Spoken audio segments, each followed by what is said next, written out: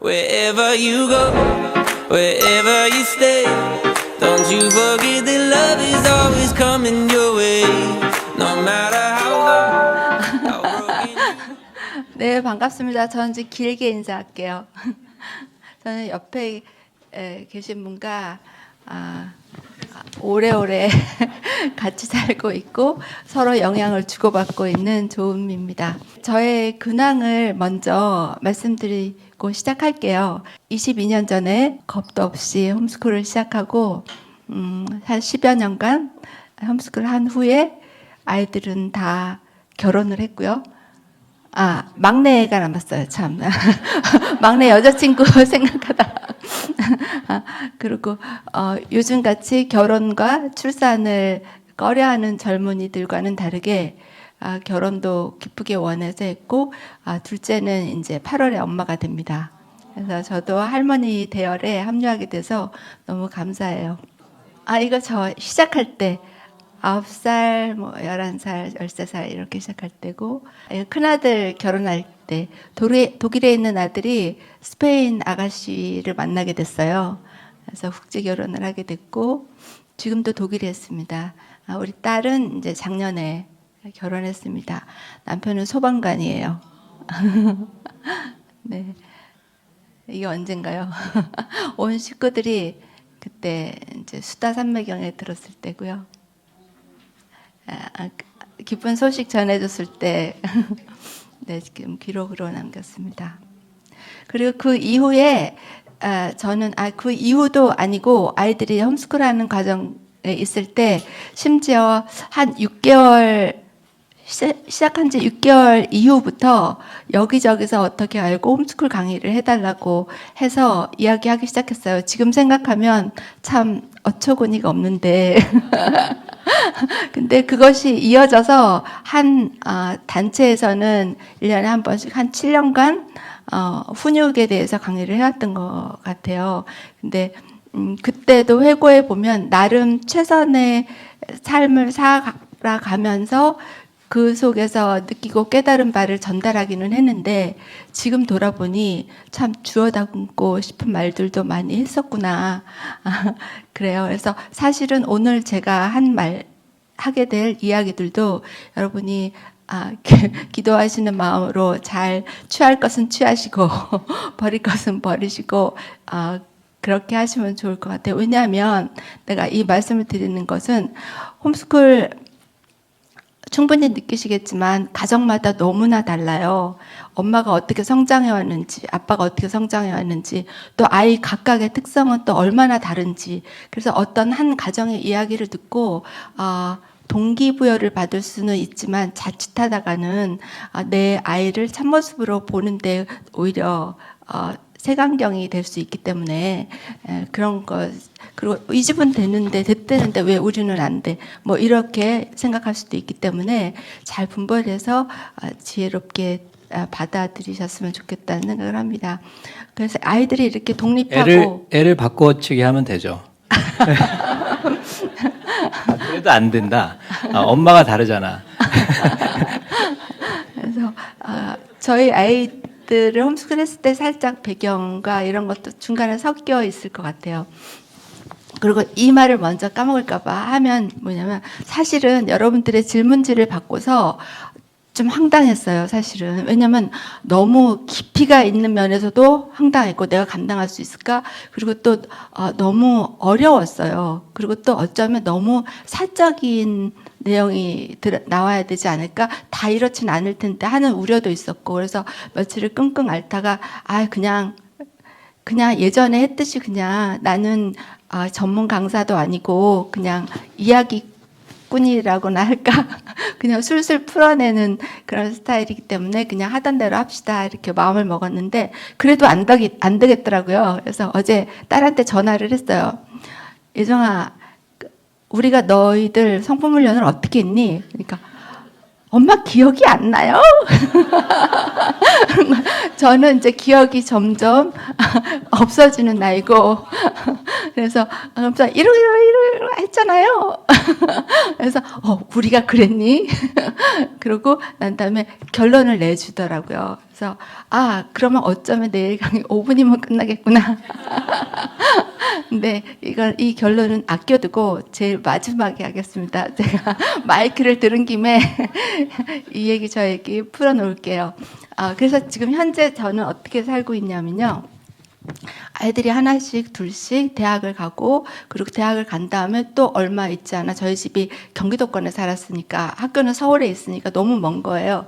그래서 독립을 하더라고요. 처음에는 오빠 첫째 둘째가 독립을 하고, 이제 막내가 학교 간다면은 막내가 독립을 하고, 그러다 보니 짐작하시겠지만 학교 보내는 엄마들도 empty nest 증후군이라고 빈둥지 증후군이 오잖아요. 저한테도 그런 게 왔어요. 그래서 남은 첫째를 학교 보내고 난 다음에 남은 애들하고 홈스쿨링 여전히 하면서 시계를 보면서 얘는 1교시가 끝났겠구나. 우리는 지금 이거 하고 있는데 머리가 막 산만해지고 그런 증상이 나타났어요.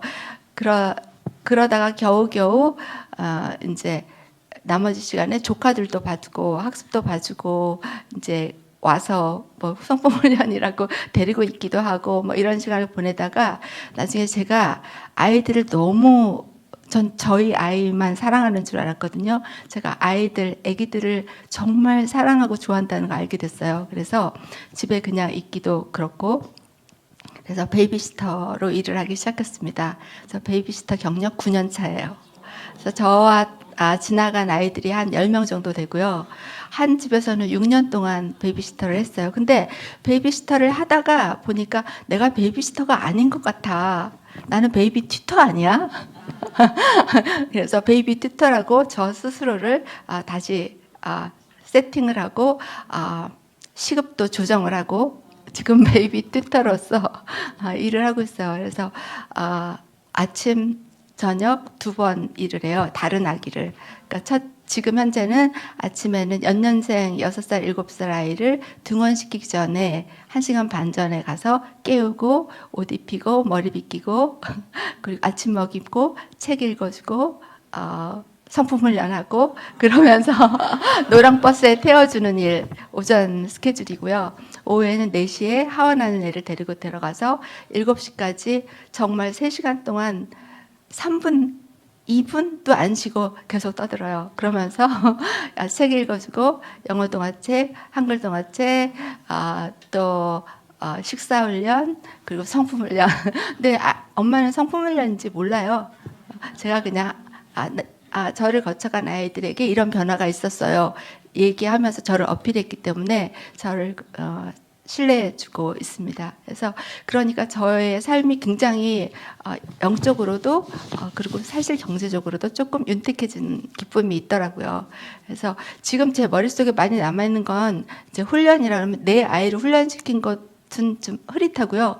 어제 우리 딸 때문에 이제 맞아 그랬었지 하는데 현재로서는 그 아이들, 유아들, 초등생들 를 성품 훈련했던 게 많이 떠올라요. 근데 사실은 제가 성품 훈련, 성품 교육 이렇게 얘기하지만 훈련이라는 말 자체에 제가 약간 반감이 있어요. 성품을 어떻게 훈련하냐, 성품을 어떻게 교육하냐, 타고나는 건데 사실 그렇거든요. 제가 여러 베이비시터 튜터하면서 만난 아이들이 너무나 다른 거예요. 기질이. 하나님으로부터 받은 기질이 너무나 다르고 아까도 추장에 얘기했다시피 부모님들이 너무 다른 거예요. 그리고 저를 만났을 때 제일 어린 아이가 기저귀 찬 채로 만나기도 했는데 벌써 달라요. 그리고 같은 연령 18개월 아이 남자아이 2아이를 18개월을 4살 만들어 놓고 다시 18개월로 들어가서 만났는데 그래서 18개월의 여운이 진하게 남아있는데 완전 다르더라고요. 그래서 훈련이라 그러면 예를 들어서 군대 보내잖아요. 아들 군대 훈련소 기간 지나면 뭐 체력도 좋아지고 총도 다룰 줄 알고 뭐 정신교육도 되고 이렇게 해서 나올 때는 싹 나오잖아요.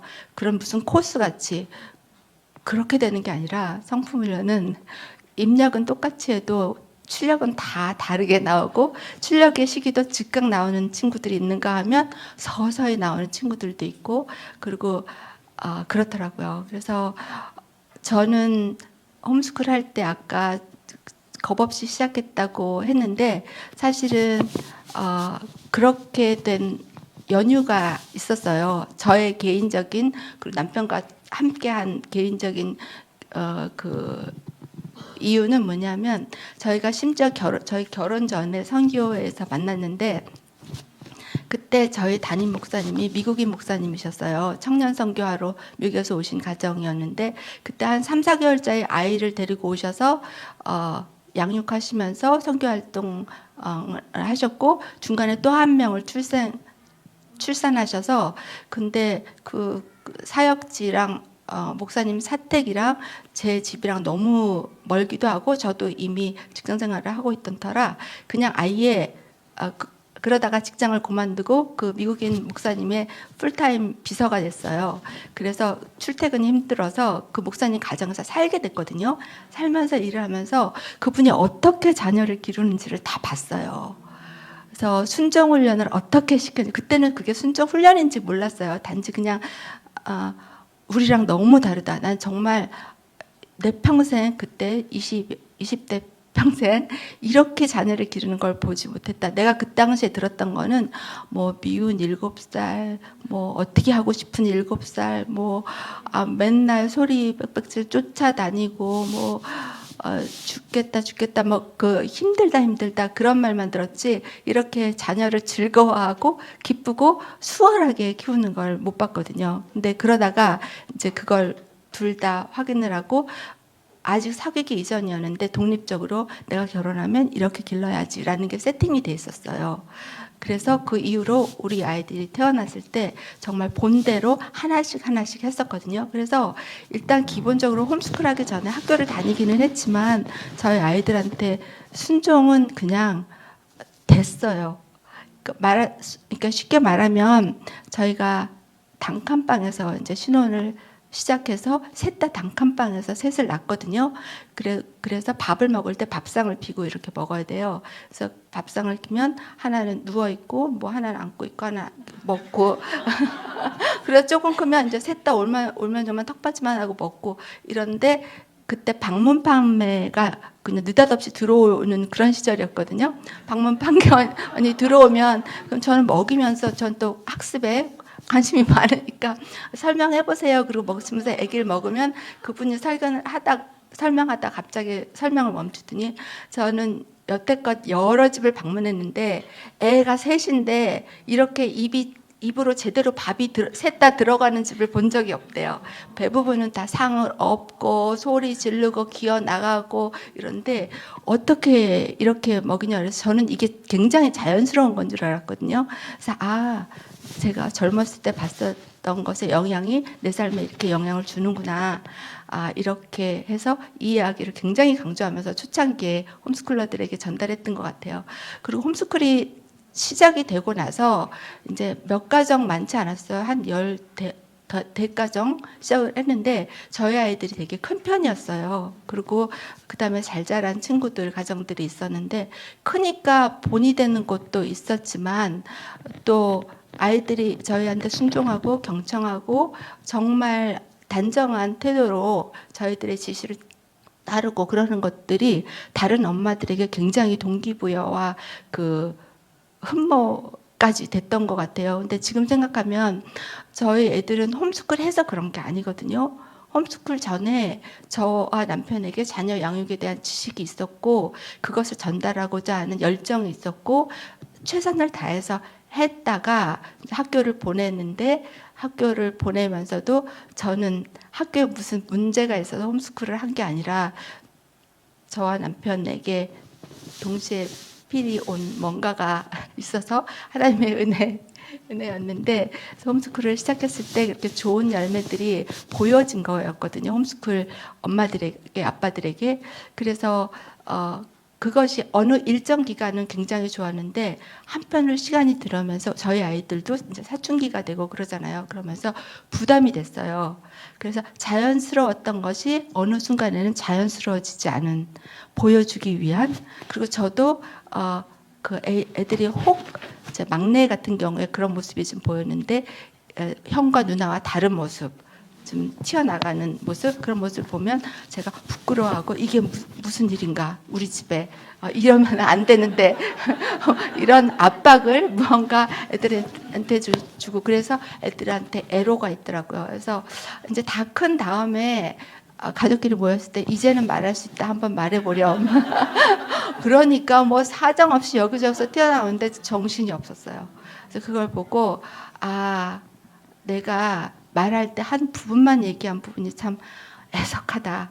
나 같은 똑같은 어려움을 겪은 분에게 죄송하다. 그런 생각이 들었고, 그래요. 그래서 제 이야기 속에 녹아들었지만 손정훈련은 어릴수록 효과가 좋아요.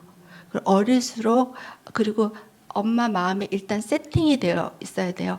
아기들이 울잖아요. 근데 울 때 말을 못하니까 이제 울음으로 해소를 하는 건데 괜히 울 때도 있어요.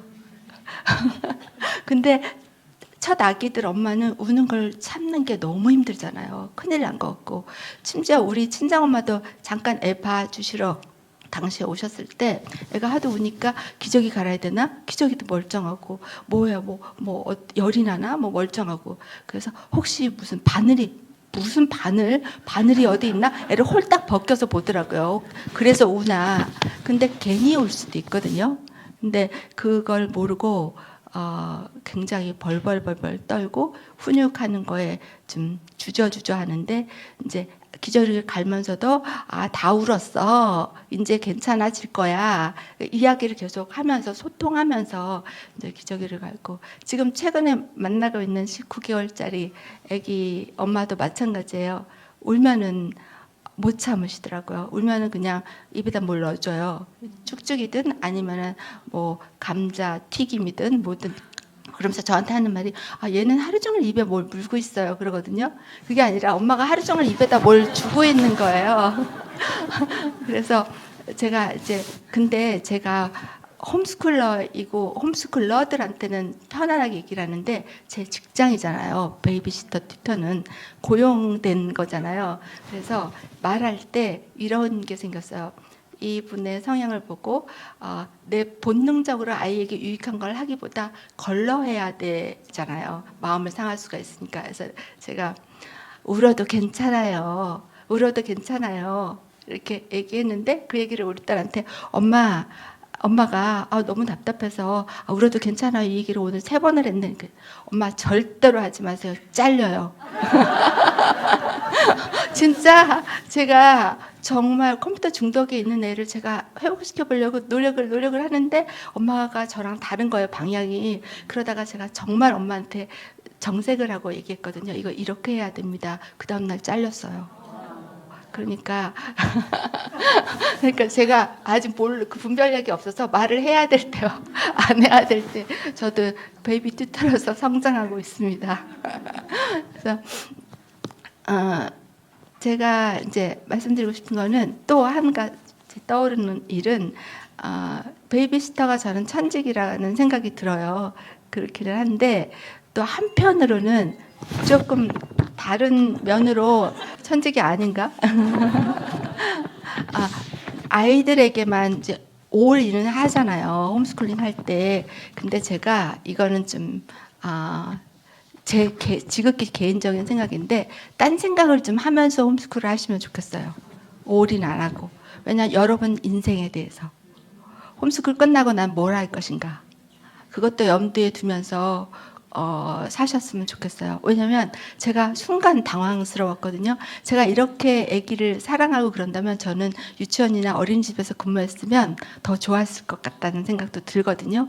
그러면서 제가 홈스쿨링 하면서 한편으로 제 자신을 위한 자격증을 딴다거나 보육교사 자격증을 딴다거나 그랬으면 더 좋아하겠다. 지금 만족하지만 욕심이 생기더라고요. 그래서 나중에 공허해지고 우울감이 오고 그럴 수 있을 때 내가 그래도 한켠으로 딴 주머니를 차고 있었던 게 오히려 힘이 될 수 있다. 내가 예상치 못하게. 그래서 그 공부를 하시거나 왜냐하면 아이들 학년이 올라갈수록 어렸을 때는 내가 애들한테 해줄 게 많은데 학년이 올라갈수록 내가 해줄 게 줄어들어요. 학습량도 그렇고 성분도 마찬가지예요. 저는 얘기하지만 아까도 얘기했잖아요. 아웃풋이 쉽게 안 나와요. 그러면서 내 성품이 자라는 시기거든요. 비로소 인내의 성품. 기대하지 않고 받아들이는 거. 그래서 여러 가지 질문들 많이 있었는데 그 중에 이제 공통된 질문들도 또 이렇게 모아 주시기도 하셨고 저희끼리도 모으기도 했어요. 그래서 그런 것들도 이제 나오게 될 텐데 솔직히 말씀드리면 2시간으로 부족합니다. 부족한데 어떻게 이거를 꼭꼭 눌러서 그래도 유익이 될 수 있는 걸 전달해야 될지 고민해 보겠습니다. 자, 이게 서론이었습니다. 첫 번째. 첫 번째 질문에 한번 답을 해보시죠. 질문이 한 24개 정도 되는데요. 근데 그 질문이 이렇게 간단하게 답할 수 있는 질문들이 사실은 아니에요. 예를 들어 첫 번째가 이번 학기 다루게 될 성품, 순종, 경청, 믿음, 솔선을 각 가정에서 다룰 때 부모와 자녀의 관계에서 구체적인 방법과 필요한 훈련을 제시해 주시면 좋겠습니다. 이거 4개를 다 하려면 하나만 해도 1시간 넘게 걸릴 수도 있을 텐데 그래서 좀 거저 먹으시려는 그런 의도가 있으신 것 같아. 4번에 불러야 될 걸 1번에 불러서 해결하시는 이 주최 측에서 이걸 넣으신 게 아닌가라는 의심이 들 정도입니다. 그래서 제가 그래도 이렇게 질문을 하셨으니까 또 다른 분들도 다 이런 욕구가 있을 거잖아요. 필요가. 그래서 한번 정리를 한번 해봤는데 지금 순종, 경청, 믿음, 솔선 제가 4년 전에 여기서 강의를 했어요. 근데 그때만 해도 제가 이제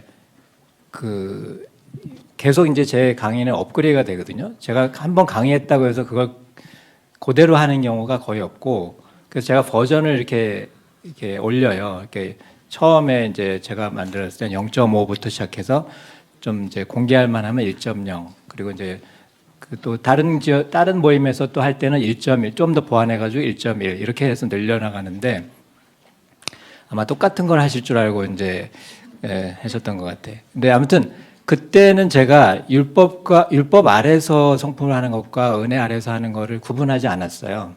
물론 설명은 약간 드렸는데 이렇게 구조화가 되진 않았다가 아마 3년 전부터 제가 율법 아래서의 성품과 은혜 아래서의 성품을 구분을 했어요.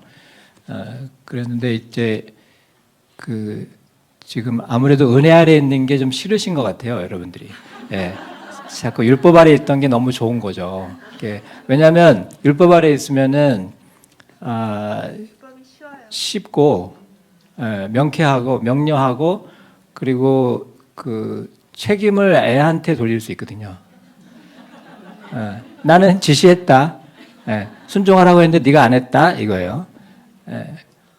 그런데 이제 은혜 아래에 있으면 그걸 못 하잖아요. 내가 하고 싶은 걸 못 하게 되는 거예요. 사실은 안 하고 싶게 되는 게 진짜 은혜 아래에 있게 되는 건데 이제 그렇죠. 그래서 이제 그래도 여러분의 요구가 있으니까 그러면 율법 아래서 그럼 우리 순종, 경청, 믿음, 솔선을 우리 아이한테 어떻게 훈련할 것이냐. 근데 여러분이 아셔야 될 거는 아까 이제 저희 가정 얘기도 들었지만은 만 3세 전에 이미 성품이 훈련이 끝나야 돼요, 사실은. 특히 순종, 경청 이런 부분들은 끝나야 되는데 안 끝났잖아요. 그렇죠? 안 끝난 게 아니라 사실은 반대로 훈련을 한 셈이에요, 우리는. 순종 안 하는 거를 가르쳐 준 거고 훈련했고 경청 안 하는 거를 계속 훈련한 거예요. 그래서 순종 안 하고 야단 맞고 경청 안 하고 야단 맞는 훈련을 계속 한 거예요. 그게 너무 익숙해져 있어요. 그런 애를 데려다가 뭐 초등학생이든 중학생이든 심지어 여기 이제 성인도 성품 훈련이 되나요? 이렇게 질문을 하셨어요. 근데 이걸 율법 아래서만 생각을 하면 생각해 보세요. 가능하겠어요? 깨져야 뭐가 달라지죠. 죽어야 돼요. 죽어야 돼. 죽으면 될까? 안 돼요. 뭐 정말 죽을 병에 걸려서 나는 얼마 아니 1년밖에 못 산다. 그러니까 내가 지금까지 살아왔던 방식으로 살면은 난 안 되겠다. 적어도 정말 의미 있는 삶을 살아야겠다라는 어떤 깨달음이 생기지 않는 한 이거는 어렵다고 봐야 돼요. 그리고 근데 그 여러분들 이제 질문지를 보면은 그 만병통치 알약을 지금 달라고 하시는 것 같아요. 딱 알약 하나를 주면은 애가 불순종하는 아이가 순종하는 아이로 막 바뀌고, 그리고 제가 어떤 명언 하나를 제가 알려드리면 그거를 여러분이 이제 암기하고 있다가 애한테 딱 건네주면 애가 갑자기 경청 모드로 막 바뀌고 하는 거를 기대하실 수는 있는데 그거는 안 돼요. 없어요. 그런 건 없어요. 그래서 그런 이해가 좀 필요할 것 같고, 그 대신에 율법 아래서 정말 빡세게 해 보신 분이 은혜로 왔을 때 은혜가 뭔지를 알고 은혜에 그냥 폭 빠져요. 율법 아래서 대충 살던 사람은요, 은혜를 받아도 은혜를 은혜하고 율법을 왔다 갔다 하면서 살아요. 그게 굉장히 힘든 건데 사실은 우리가 그렇게 살아요. 네, 교회에서 다 그러고 살아요. 다 그런 거야. 그러고서 이제 그렇게 살아요. 그러니까 그런 줄 알아요. 심지어는 그 마지막에 좀 진지하게 질문해 주신 분 중에 한 분이 그 율법에서 제사법, 이제 의식법이라고 하죠. 시민법, 그다음에 도덕법 이렇게 세 분류를 하는데 예수님이 오셔서 신약으로 넘어왔을 때 새 언약 안에서는 제사법이나 의식법, 시민법은 이스라엘의 이제 법이니까 빼고 도덕법은 보편적이고 이렇게 유니버셜, 그러니까 보편적인 법이니까 이거는 유효하다. 그러니까 크리스찬들도 은혜 아래 들어온 사람들도 율법의 도덕법은 유효하다. 그걸 지켜야 된다. 이렇게 얘기를 하셔요. 그러면은 그게 맞나요? 그게 맞는지를 여러분이 성경을 통해서 확인하셔야 돼요. 교회에서 그런 얘기 하셔요. 네. 그게 누가 얘기한 거냐면은 중세의 카톨릭 신학자인 토마스 아퀴나스가 한 말이에요. 네, 토마스 아퀴나스가 율법을 세 개로 분류한 이유는 사람들을 계속 도덕법으로 구속하기 위해서였어요. 그게 원래는 아리스토텔레스의 세 가지 그 원소에 대한 거기에서 이제 따온 건데 그 원천을 이제 아셔야 돼요. 그러면 여러분이 그게 맞는지 그렇게 들었으니까 그게 옳은데 왜 한 간사님은 오셔서 그 율법 안 지켜도 된다. 율법 제가 안 지켜도 된다 그랬어요? 안 지켜도 돼요. 네. 근데 지키려고 노력한다고 해서 지켜지나요? 왜냐하면 율법은요 90점, 80점, 50점이 없어요. 빵점 아니면 만점이에요. 율법의 조건은 율법의 모든 법이에요. 예외가 없이 하나도 빠짐없이 모든 법을 항상 쉬지 않고 언제나 항상 쉬지 않고 또 대충 조금 부족해도가 용납이 안 되고 완전 무결하게 지켜야 100점이고 그게 안 되면 다 빵점이에요. 그렇게 했을 때 그 구약의 수많은 인물들이 나오잖아요. 그 인물 중에서 율법적으로 율법에 비추었을 때 100점인 사람이 있을까요? 만점 맞은 사람 하나도 없어요. 의롭다고 하나님이 의롭다고 여겨주신 사람들도 아브라함, 또 아벨, 그 다음에 또 에녹, 또 노아 다 있잖아요. 근데 이분들이 자기의 노력이나 행위, 율법의 기준에서 만점을 받은 분들이 아니에요. 이분들이 만점을 받게 된 거는 하나님의 은혜로 그렇게 봐주신 하나님의 은혜로 된 거라고요. 그렇기 때문에 지금 우리가 도덕법이라고 생각하는 그 법을 지켜야 된다. 크리스찬들이 의무사항으로 책임감을 갖고 지켜야 된다라는 생각은 아직 은혜의 맛을 경험하지 못한 분일 수 있어요. 자, 여러분이 자녀를 왜 지금 이렇게 양육하시고 이렇게 돌보세요?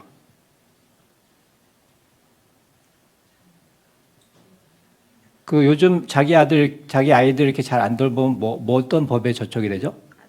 아동학대나 뭐 이렇게 양육하는 그런 의무사항이 있는 거잖아요. 그렇죠? 그걸 어기게 되는 거잖아요. 근데 여러분이 그 법 어기지 않으려고 그거 지키려고 지금 자녀들 이렇게 하세요? 안 그러시잖아요. 그 법이 없어도 하시잖아요. 왜 그래요? 자녀를 사랑하니까 하는 거거든요. 그러니까 하나님의 사랑을 받게 되면, 그리고 하나님의 사랑을 알게 되면, 그분이 사랑이라는 걸 알게 되면 법이 없어도 법보다 더 상위의 삶으로, 관계로 그분을 대하게 되고 선택을 하게 된다는 거예요. 근데 여전히 우리는 법이 있어야만 되는 식으로 그게 필요하다. 그게 없으면 다 무너진다. 무질서해지고 완전히 그냥 혼란이 생긴다. 이라고 자꾸 두려워하는 거예요. 근데 그게 사실이 아닌 거죠.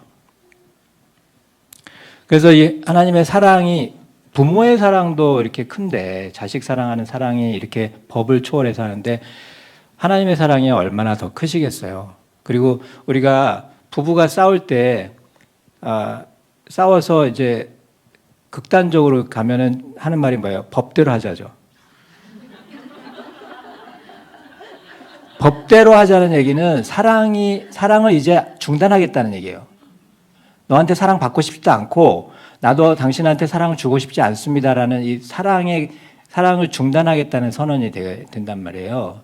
그러니까 우리가 율법의 도덕법을 지켜야 된다, 그게 선하니까 지켜야 된다라고 하는 생각은 굉장히 사랑을 빼고, 나는 하나님에 대한 사랑을 빼고 지키겠다라는 것과 같아요. 의도는 좋죠. 의도는. 근데 그게 우리가 생각하는 의도만큼 하나님이 선하게 안 보신다는 거예요. 웃사라는 사람이 언약궤를 이렇게 수레에 끌고 가다가 언약궤가 쓰러지는 거예요. 울퉁불퉁하니까. 그래서 언약궤가 쓰러지는 걸, 이게 하나님의 언약궤인데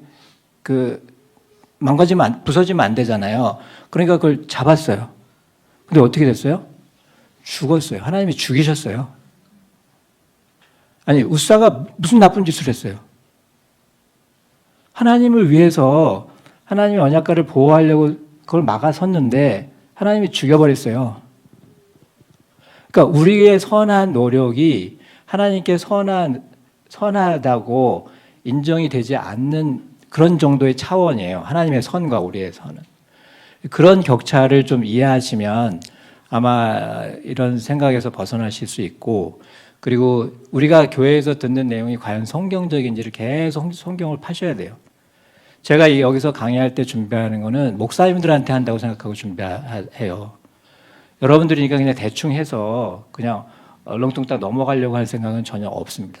그래서 그런 부분들을 좀 진지하게 받아주시면 좋겠고, 그래서 그런 부분들이 좀 이해가 되면 좋겠어요. 그래도 여러분에게 이제 구체적으로 그럼 어떻게 적용해야 되냐는 말이 끊임없이 올리잖아요. 그래서 이제 그걸 준비를 했어요. 필요는 필요니까. 그래서 이제 보시면은, 자, 순종을 한번 생각해 보세요. 순종의 가장 근본적인 본질이 뭐예요? 순종의 본질이 뭐예요? 왜 순종을 여러분이 중요하게 생각하세요? 순종이 안 되면 뭐가 문제가 생겨요? 예? 여러분의 자녀가 순종 안 하면 여러분 문제 생겨요? 안 생기는 것 같은데? 안 생기는 것 같아 보여요. 진짜 생겨요? 뭐가 생겨요? 무슨 문제가, 여러분이 왜 순종을 우리 아이가 꼭 했으면 좋겠다라고 여기는 순종 안 할 때의 그 심각한 문제가 뭐예요? 예? 아니, 자신 있게 말 못 하세요? 그럼 제가 여기다 그 비공개로 올리실 수 있게 해드릴까요?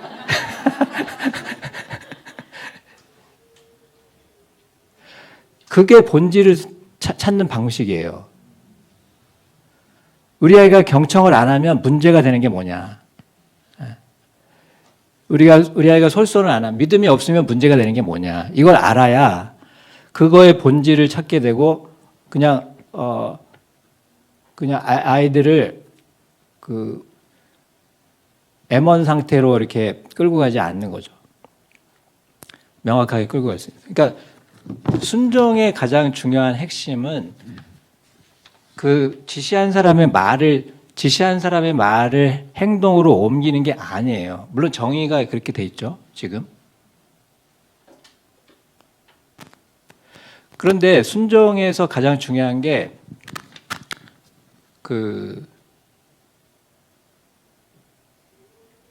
자, 이런 얘기 하잖아요.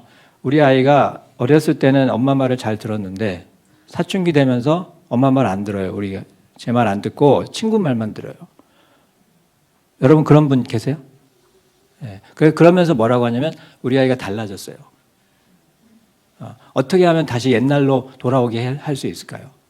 이렇게 생각하시는데 전문가가 그 상담을 받은 전문가가 의사 선생님이 뭐라고 하시냐면 당신의 아이는 달라진 게 아닙니다. 당신의 아이는 자기 생각 없이 살았어요. 네. 자기 생각 없이 살다가 자기 말이 없는 아이인 거예요. 자기 언어가 여기서 말이라고 하는 건 굉장히 그 로고스라는 뜻인데 이 뜻이 없는 거예요. 자기 뜻이. 왜냐하면 어렸을 때 엄마의 뜻만 수행하는 것만 배웠어요. 쉽게 말하면 남의 뜻만 수행하는 걸 배웠어요. 그런데 보니까 친구 말이 이제 더 달콤한 거예요. 듣고 싶은 거예요. 수행하기가 편하고 엄마 말은 점점 수행하기가 어려워져. 수행하려고 노력하면 노력할수록 안 됐다고 야단만 맞아. 그러니까 맛이 안 나요. 수행할 맛이. 근데 아이는 걔가 하는 말대로 그대로 좀 수행해주면 엄청 인정을 해줘요. 그러니까 글로 간 거예요. 그러니까 애는 지금 자기 뜻 없이 사는 삶을 그대로 살고 있는 거예요. 그래서 달라진 게 아니라는 거예요. 그러니까 순종은 우리 아이가 내 말을 듣게 만드는 게 핵심이 아니라는 게 여기서 나오는 거죠. 우리 아이가 진리가 뭔지, 올바른 게 뭔지를 알고 그것을 하는 게 쉬워지고 그것을 하는 게 편해지고 그것을 하는 게 마음이 안전해지는 그거를 경험하게 해주는 거란 말이에요. 그러면 아이한테 지시를 내리고 나서 그 지시가 왜 옳은지 그리고 누구한테 옳은지를 명확하게 아이가 이해할 수 있는 기회를 우리가 제공해야 된다는 거죠. 근데 우리는 고작 한다는 말이 엄마가 말했으니까 이렇게 되거든요. 그럼 친구가 말했으니까 나 하는데요. 그러면 엄마가 할 말이 없어지죠, 이제. 엄마가 하라 그래서 저 했었잖아요. 근데 지금은 친구가 하라는 거 하는 거 똑같은 건데 그러면 할 말이 없어진단 말이에요. 그래서 이런 식으로 이 순종의 본질을 이제 찾아가는 거죠. 그래서 이런 것들을 하고 정의도 이제 같이 나누고 암기시키세요. 율법 아래 있으니까 암기시키고 토시 하나라도 틀리면 지적하시고 밥 한 끼를 못 먹게 하든지 굶기든지 그렇게 해서 토시 하나도 안 틀리고 이것도 시간이 되게 중요해요. 뜸을 들이면서 막 1분 안에 기억해서 하는 거 안 돼. 3초 안에 처음부터 끝까지 다다다다다닥 나와야 돼요. 라고 한번 생각해 보세요. 진짜 율법대로 하려면 그렇게 해야 돼요. 그게 율법이라고요. 그리고 윗사람에게 즉시 순종하겠다. 그래서 오늘부터 즉시 안 하는 건 다 불순종이야. 불순종은 다 지옥행이야. 라고 하면서 이렇게 적용하시면 돼요. 그 다음에 밝은 태도. 그래서 항상 이게 제가 윗입술 올림 근육이라고 했죠.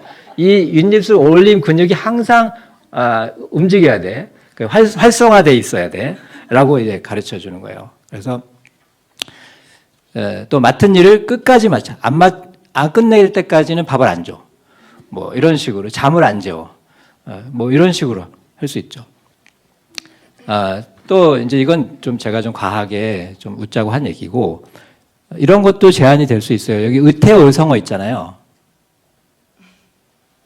이거 생각해 보실래요, 여러분? 순종의 의미를 담는 의태어, 의성어, 부사. 뭐라고 그래요? 순순히, 고분고분. 자, 반대는 뭐예요? 완강히, 고집불통, 꾸역꾸역, 옥신각신. 이거를 역할놀이를 하는 거예요. 네, 아이랑 같이. 아이가 나한테 뭘 시켜요, 그러면. 순순히 하는 거. 그랬을 때 넌 어때? 어때? 엄마 밥 줘. 그러고 이제 아이가 이제 지시를 하는 거예요. 엄마 밥 줘. 그러면 엄마가 순순히 가서 밥을 줘요. 그때랑 엄마 밥 줘. 그랬는데 그 다음날 완강히 거부해. 엄마 밥 달라니까 엄마도 고집이 있어. 막 그러고. 그러면서 막 또 갖다 주는데 꾸역꾸역. 그냥 반찬도 하나만 그냥 꾸역꾸역. 이게 바로 꾸역꾸역이야. 그 누가 너한테 꾸역꾸역 하면 네가 기분이 어때? 이런 거 가르쳐 주는 거예요. 그 다음에 옥신각신, 줄까 말까. 밥을 줄까 말까. 순종할까 말까. 이걸 보여주는 거예요. 네가 내 마음이 어떤지 좀 한번 봐라. 거울 치료하듯이. 이거 좀 도움이 될 것 같아요? 제가 생각한 건 이런 거예요. 이런 거예요. 여러분. 우리는 안 했어요, 저렇게. 우리가 이렇게 했다는 얘기가 아니라, 그래서 동물들도 있습니다. 그래서 동물한테, 그 성경에도 그런 말 있잖아요. 개미한테 가서 배워라. 게으른 자는. 그러니까 동물한테서 개한테서 배울 수 있잖아요. 그래서, 이렇게 할 수 있고. 또 우리의 신체가요, 놀라워요. 이 순종을 하려면 어떤 신체 부위가 움직여야 될까요? 여러분 생각해 보셨어요? 그래서 순종을 여러분이 혹시 정말 우리 아이들한테 원한다 그러면 그 머리 근육, 가슴 근육, 손 근육, 발 근육을 발달시켜 주셔야 돼요. 적어도. 그렇죠? 유연하게. 그 다음에 또 이 순종이 안 되면 두려움이 생깁니다, 사실. 그런데 그게 호흡기를 망친대요. 호흡기에 대해서 공부할 수 있죠? 자, 네 호흡기가 괜찮은지 한번 검사를 받아보실래? 이렇게 할 수도 있고. 그 다음에 이제 이 순종하고 연결되어 있는 은사가 예언입니다. 그 로마서 12장에 그 은사가 7가지가 있는데 그 7가지에 필요한 자질 7가지가 곱해져서 49가지 성품이 나왔어요. 그 순종은 그래서 예언자는 이 자질은 순종입니다. 남한테 뭐 이렇게 지거나 바른 소리만 하는 게 중요한 게 아니라 본인이 그 바른 소리에 순종하는 삶을 먼저 살아야 되는 거죠. 그래서 이게 이제 우리 지체로 말하면 신체 부위로 말하면 눈이 이제 그 밝아야 된다는 거예요. 눈이 밝아야 된다. 눈이 밝아야 된다는 얘기는 무슨 말이냐면은 이제 아까 이따가 믿음에 대해서 얘기하겠지만은 믿음의 본질은 뭐예요? 여러분.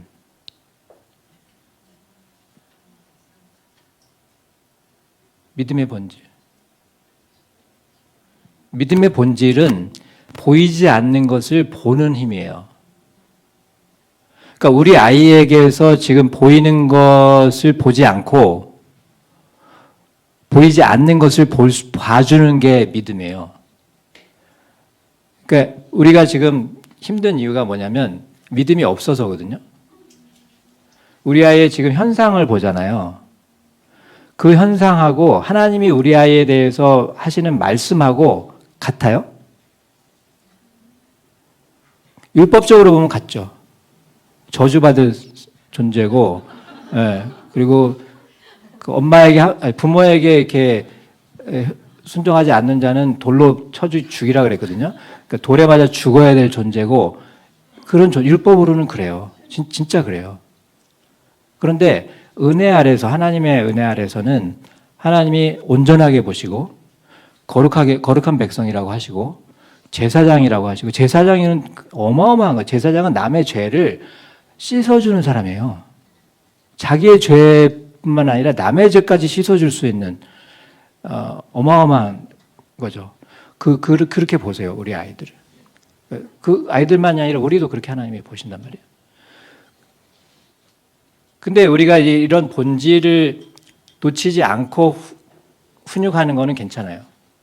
근데 본질을 놓치지 않고 겉으로 드러나는 거의 결과나 성과, 또 특히 남에게 보일까봐 부끄러워서 아니면 남에게 보이고 싶어서 자랑하고 싶어서 하는 그게 우리의 동력이 되기가 쉬운데, 그 동력은 율법 아래서는 유효한데 은혜 아래 들어오면 거기서 해방이 돼요.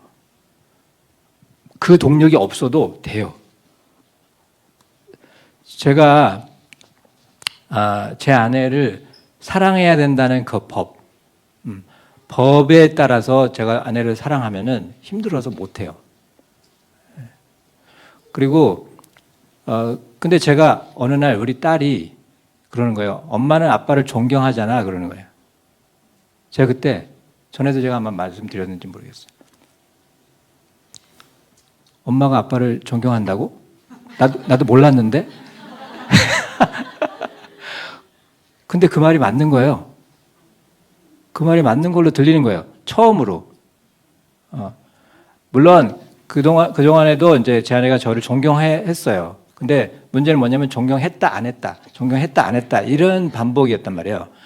그러니까 저는 존경한 거는 기억이 잘 안 나고 존경 안 한 것만 기억이 나요. 근데 제 딸이 그냥 그걸 딱 합산을 해가지고 엄마는 아빠를 존경하는데 문제가 없는데 딴 사람 얘기, 그 엄마는 자기 남편을 존중하지 않잖아요. 그러니까 애들이 그러죠. 이렇게 그 논리를 그렇게 설명을 하니까 그때부터 그게 진리로 하나님의 음성으로 왔어요. 그러니까 제 아내가 하는 모든 행동이 다 나를 존경해서 하는 걸로 보이기 시작한 거예요. 그러니까 보세요. 제가 그전에는 제가 아내를 사랑하는 게 노력해야 됐다 해서만 겨우 되는 상황이었어요. 참고 인내하고. 근데 그게 아니라 지금은 저절로 돼. 제 아내가 저한테 무슨 잔소리를 해도 잔소리 많이 하거든요. 잔소리 많이 하는 이유가 잔소리 들을 행동을 해요, 제가. 근데 잔소리를 그렇게 해도 저는 왜 이렇게 잔소리하기 싫었는데 그게 싫지가 않아. 잔소리하면 너무 아름답고 너무 사랑스럽고 막 잔소리할 때마다 가서 뽀뽀해주고 막 그래요. 제가 여기 앞에 있으니까 제가 거짓말 할 수 없잖아. 네. 그러니까 이상하다 그러죠. 은혜 아래 있으면 이상하게 된다니까, 사람들이. 네. 율법 아래 있으면 다 정상으로 살아요. 네. 노력한 만큼 대가를 얻고. 그렇죠? 그리고 됐다 안 됐다 막 하고. 그래서 이런 부분들이 이제 두서없이 이제 설명이 됐지만, 예. 그리고 이제 내 멍에를 매라.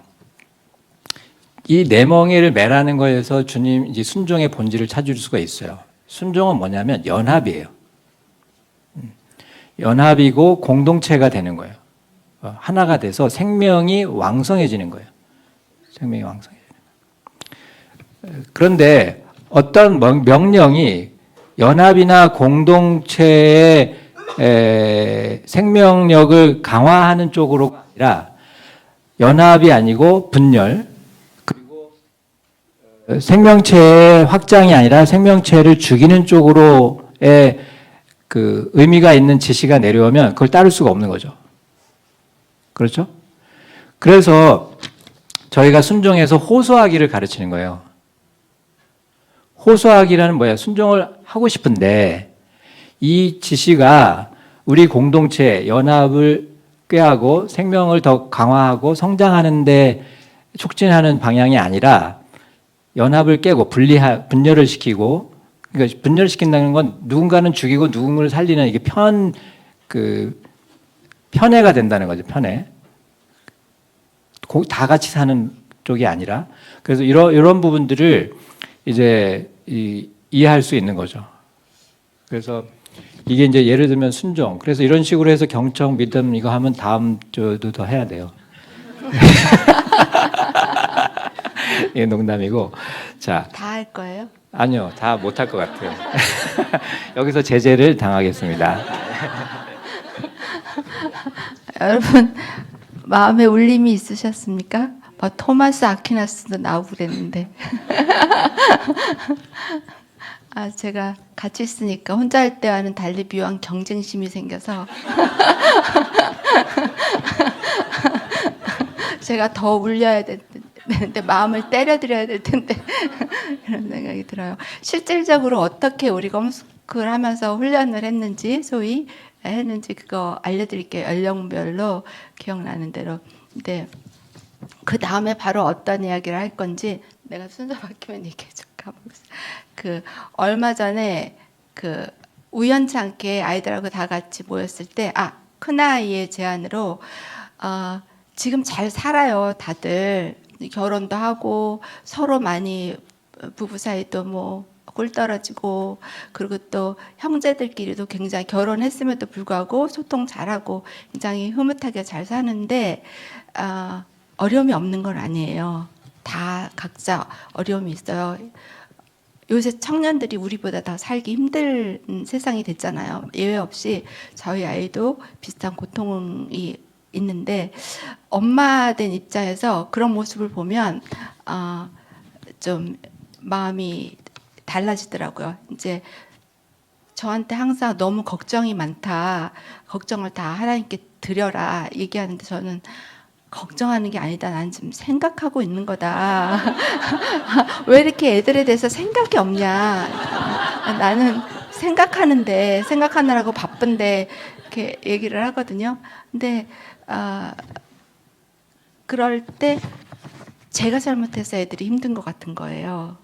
엄마들이 다 그런지 심지어 홈스쿨까지 거슬러 올라가서 홈스쿨 했을 때 이런 것까지 가르쳤어야 되는데 내지는 이런 거는 아니었으면 되는데 막 이런 생각이 해서 제가 통화로 그런 얘기를 했어요. 자기는 행복하게 지금 잘 살고 있는데 힘들지만 감당하면서 살고 있는데 엄마가 자꾸 그러면 엄마가 자식 농사를 망친 거예요? 그러는 거야.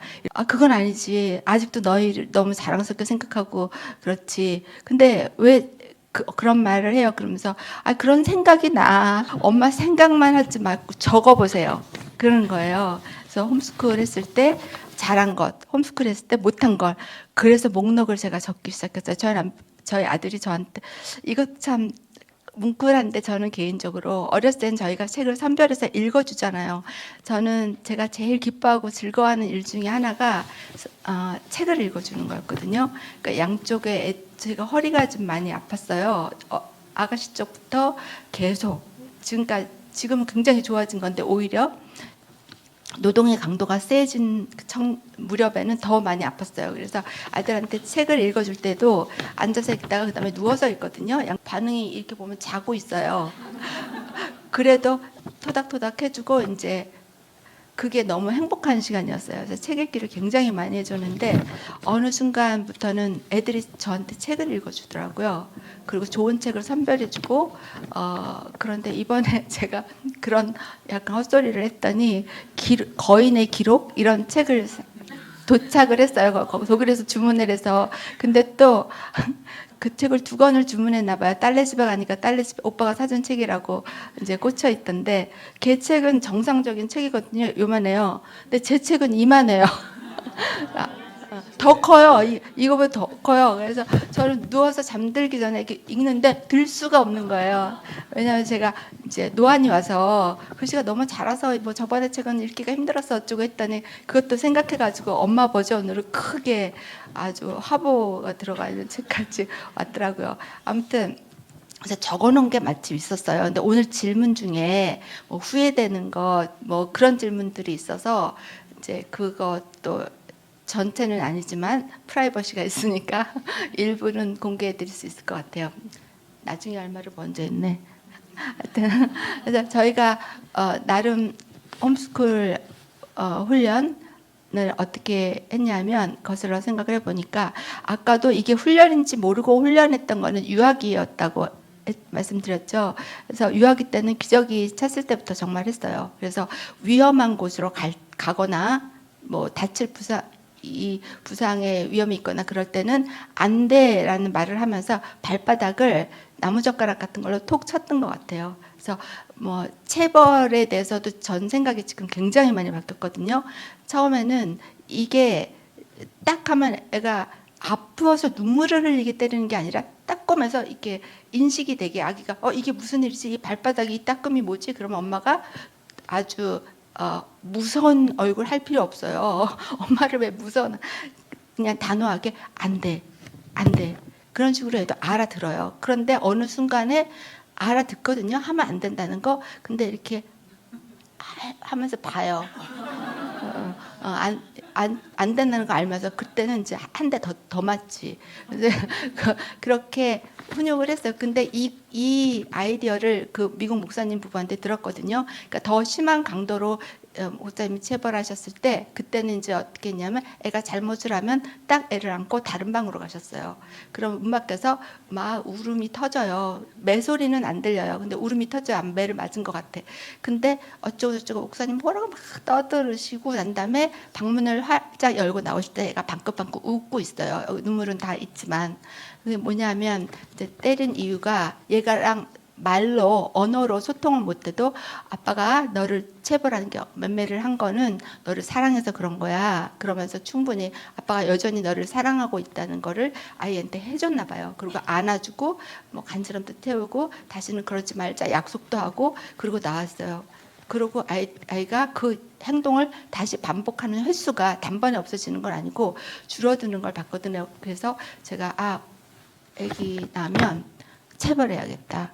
보통 아기 낳으면 뭐 어떻게 해줘야지 하는데 저희 집에는 매를 먼저 준비했어요. 그래서 정말 큰애는 열심히 체벌했던 것 같아요. 근데 여기서 이제 가장 엑기스는 오래 가면 안 돼요. 빨리 끝나야 돼요. 저희는 조금 오래 갔어요. 그래도 빨리 뗀 편이에요. 다른 집을 보면 이렇게 같이 홈스쿨을 했던 집을 보면 다른 집에 비해서는 빨리 뗐는데 그래도 후회하는 것 중에 하나가 체벌을 좀 일찍 졸업할 걸. 그리고 지금 생각은 또 달라요. 체벌을 안 하면 좋겠다. 가능하면 말로 하는 게 좋겠다. 왜냐하면 말로도 소통할 수 있는 능력이 있다는 거를 자꾸 봐요.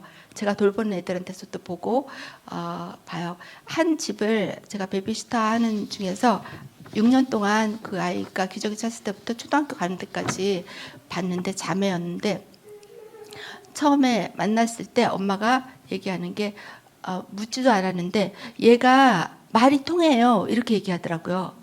그래서 말이 통하는 게 굉장히 그게 말이 통하지 그럼? 근데 그게 아니더라고요. 말이 안 통하는 애기들이 너무 많아요. 그러니까 그냥 울음으로 뭔가를 다 해결을 해서 말이 필요 없는 애. 말할 수 있음에도 불구하고 말 안 하고 소통 안 하려는 애들이 있거든요. 그래서 저는 그 엄마한테 많이 배웠어요.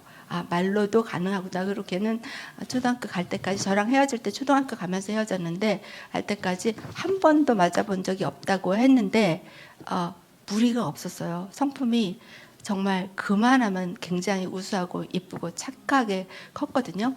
그래서 체벌에 대한 생각은 이렇게 바뀌었는데 유아기 때는 내가 잘못한 거를 인지하고 이런 시기는 좀 필요하겠다. 근데 그 이후에는 정말 체벌할 때 정말 신중하게 그리고 가능한 횟수를 줄이고 말로 하는 방법을 택하는 게 더 좋겠다. 제가 후회하는 것과 제 경험이 이제 녹아져 있는 이야기였고 중고등학교 때 사춘기 때는 이때는 정말 지금 방금 말씀드린 것의 최고봉인 것 같아요.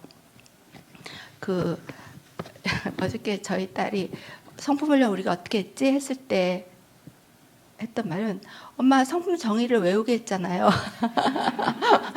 아빠의 주도 아래 그리고 암송하고 같이 이 성품이 뭔지 이해하고 뭐 그랬고 그러고 난 다음에 잘못했을 때 야단칠 때 성품을 들어서 혼내셨잖아요. 예전에 그냥 뭐 넘어갔을 걸. 그리고 또 잘했을 때에도 성품을 들어서 칭찬해 주셨어요. 정말 그랬던 것 같아요. 근데 비율을 보면 잘못했을 때 성품을 들어서 야단쳤을 때와 그 칭찬했을 때 성품을 들었을 때 비율이 현저히 달라요. 잘못했을 때가 더 많았어요. 그러니까 성품 그러면 치가 떨리는 거. 성품 그러면 혼나는 거와 그냥 이게 시냅스가 연결이 된 거예요. 그러니까 예를 들어 이렇게 순종을 이제 컸을 때 시켰어요. 근데 뭐뭐 가져와라 그랬어요. 근데 얘가 가져오기 싫었어요, 사실은. 근데 가져왔어요, 어쨌든. 그랬는데 너 왜 기쁘게 안 가져와? 왜 이렇게 늦게 가져왔어? 제가 말하는데 속으로 가져왔잖아. 순종했잖아. 근데 그게 태도를 문제 삼았대요, 저희가. 그러면 반발심이 생긴다 그러더라고요. 그러면 그 다음에 뭘 시켰을 때는 너무 기분이 나쁘고 화났는데 웃으면서 가져온대요. 자기네들의 연기력이 올라갔대요. 근데 이제 한두 번은 그게 먹히더래요. 한두 번은 먹히는데 그 다음에는 이제 매의 눈 있잖아요. 저희도 너 진실함이 안 보여. 그래서 물고 늘어졌대요.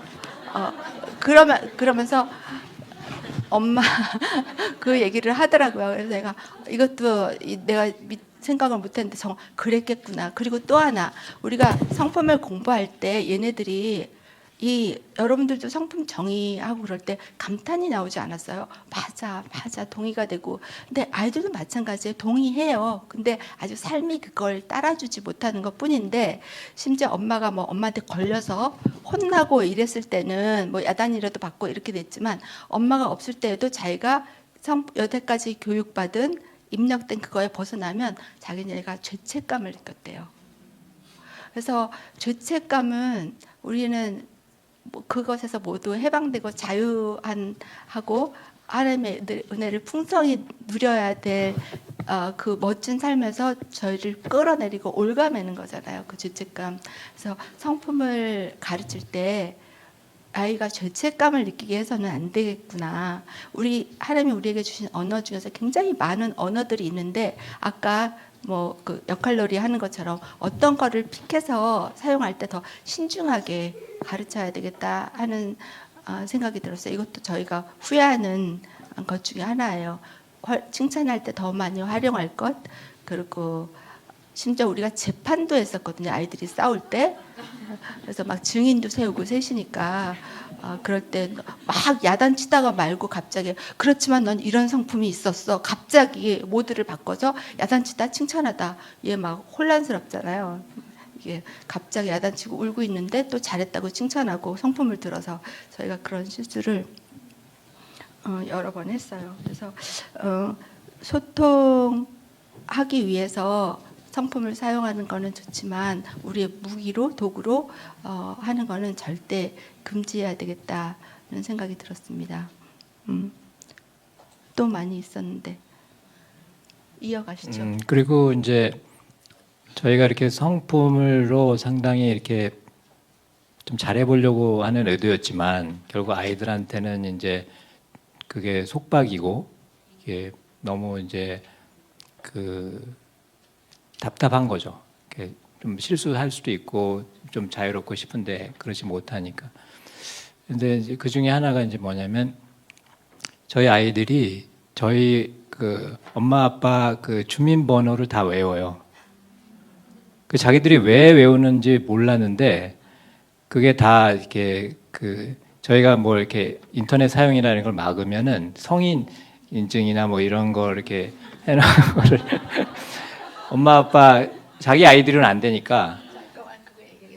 그러니까 엊그저께 한 가족 대화에서 그랬대요. 자기는 자식들은 부모님의 주민등록번호를 다 외우는 게 다 정상인 줄 알았대요.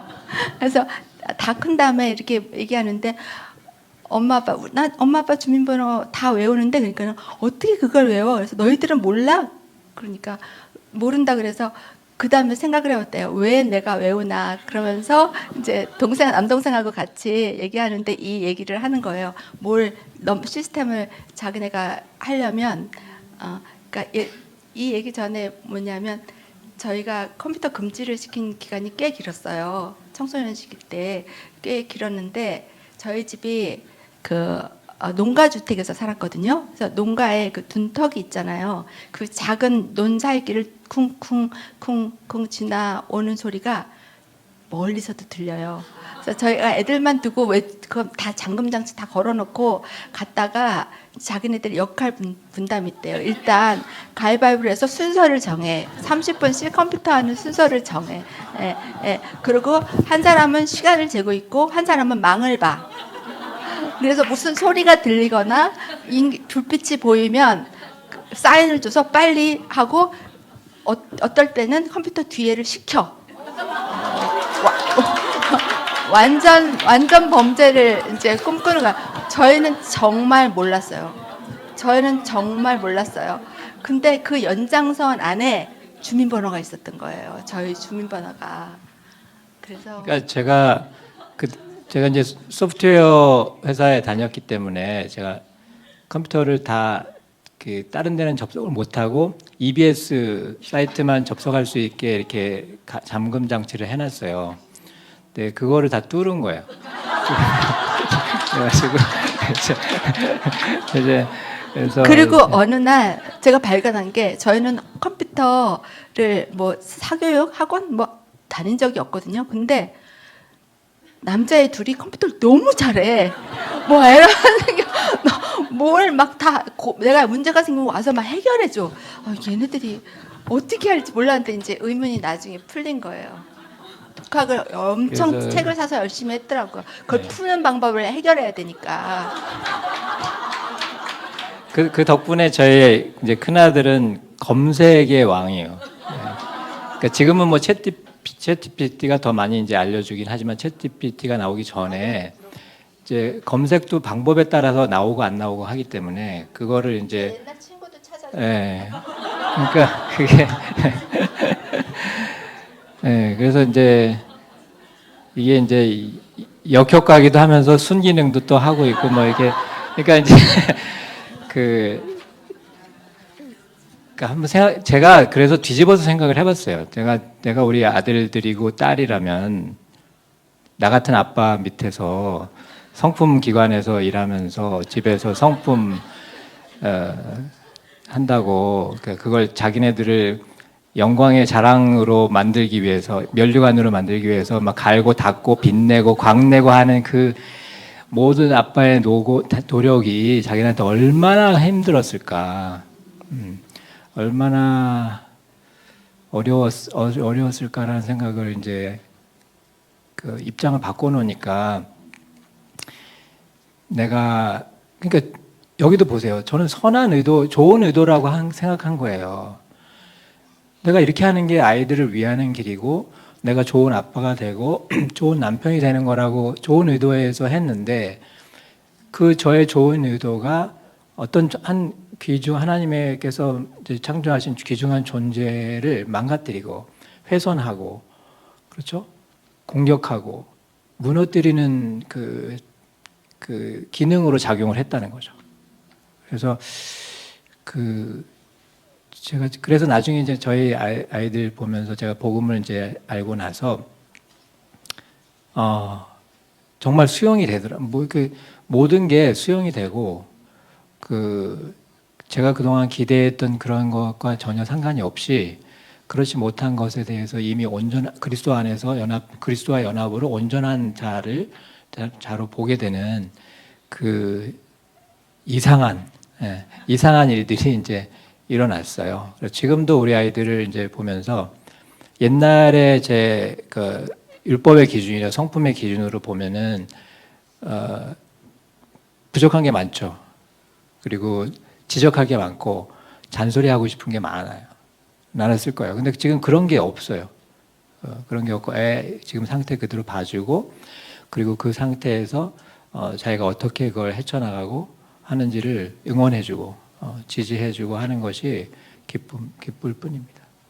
그리고 여러분들한테 좀 힘이 될 수 있을지도 모르겠다는 생각이 들어서 한 말씀 보태면 아이들이 이제 소통이 중요하다고 했는데 저희 같은 경우에는 정말 오픈돼 있었어요. 심지어 큰 아이가 처음에 이제 사춘기 접어들었을 때 전철을 타고 가다가 굉장히 예쁜 여학생을 봤나 봐요. 근데 정말 처음 느껴본 감정이었나 봐요. 너무 가슴이 뛰고 너무 눈을 뗄 수가 없어서 걔가 내리는데 정말 엉덩이가 덜썩덜썩거렸대요. 자긴 더 가야 되는데 내려가는 뒷모습까지 봤대요. 그걸 제가 어떻게 알겠어요? 집에 와서 얘기하더라고. 이런 일이 있었다고.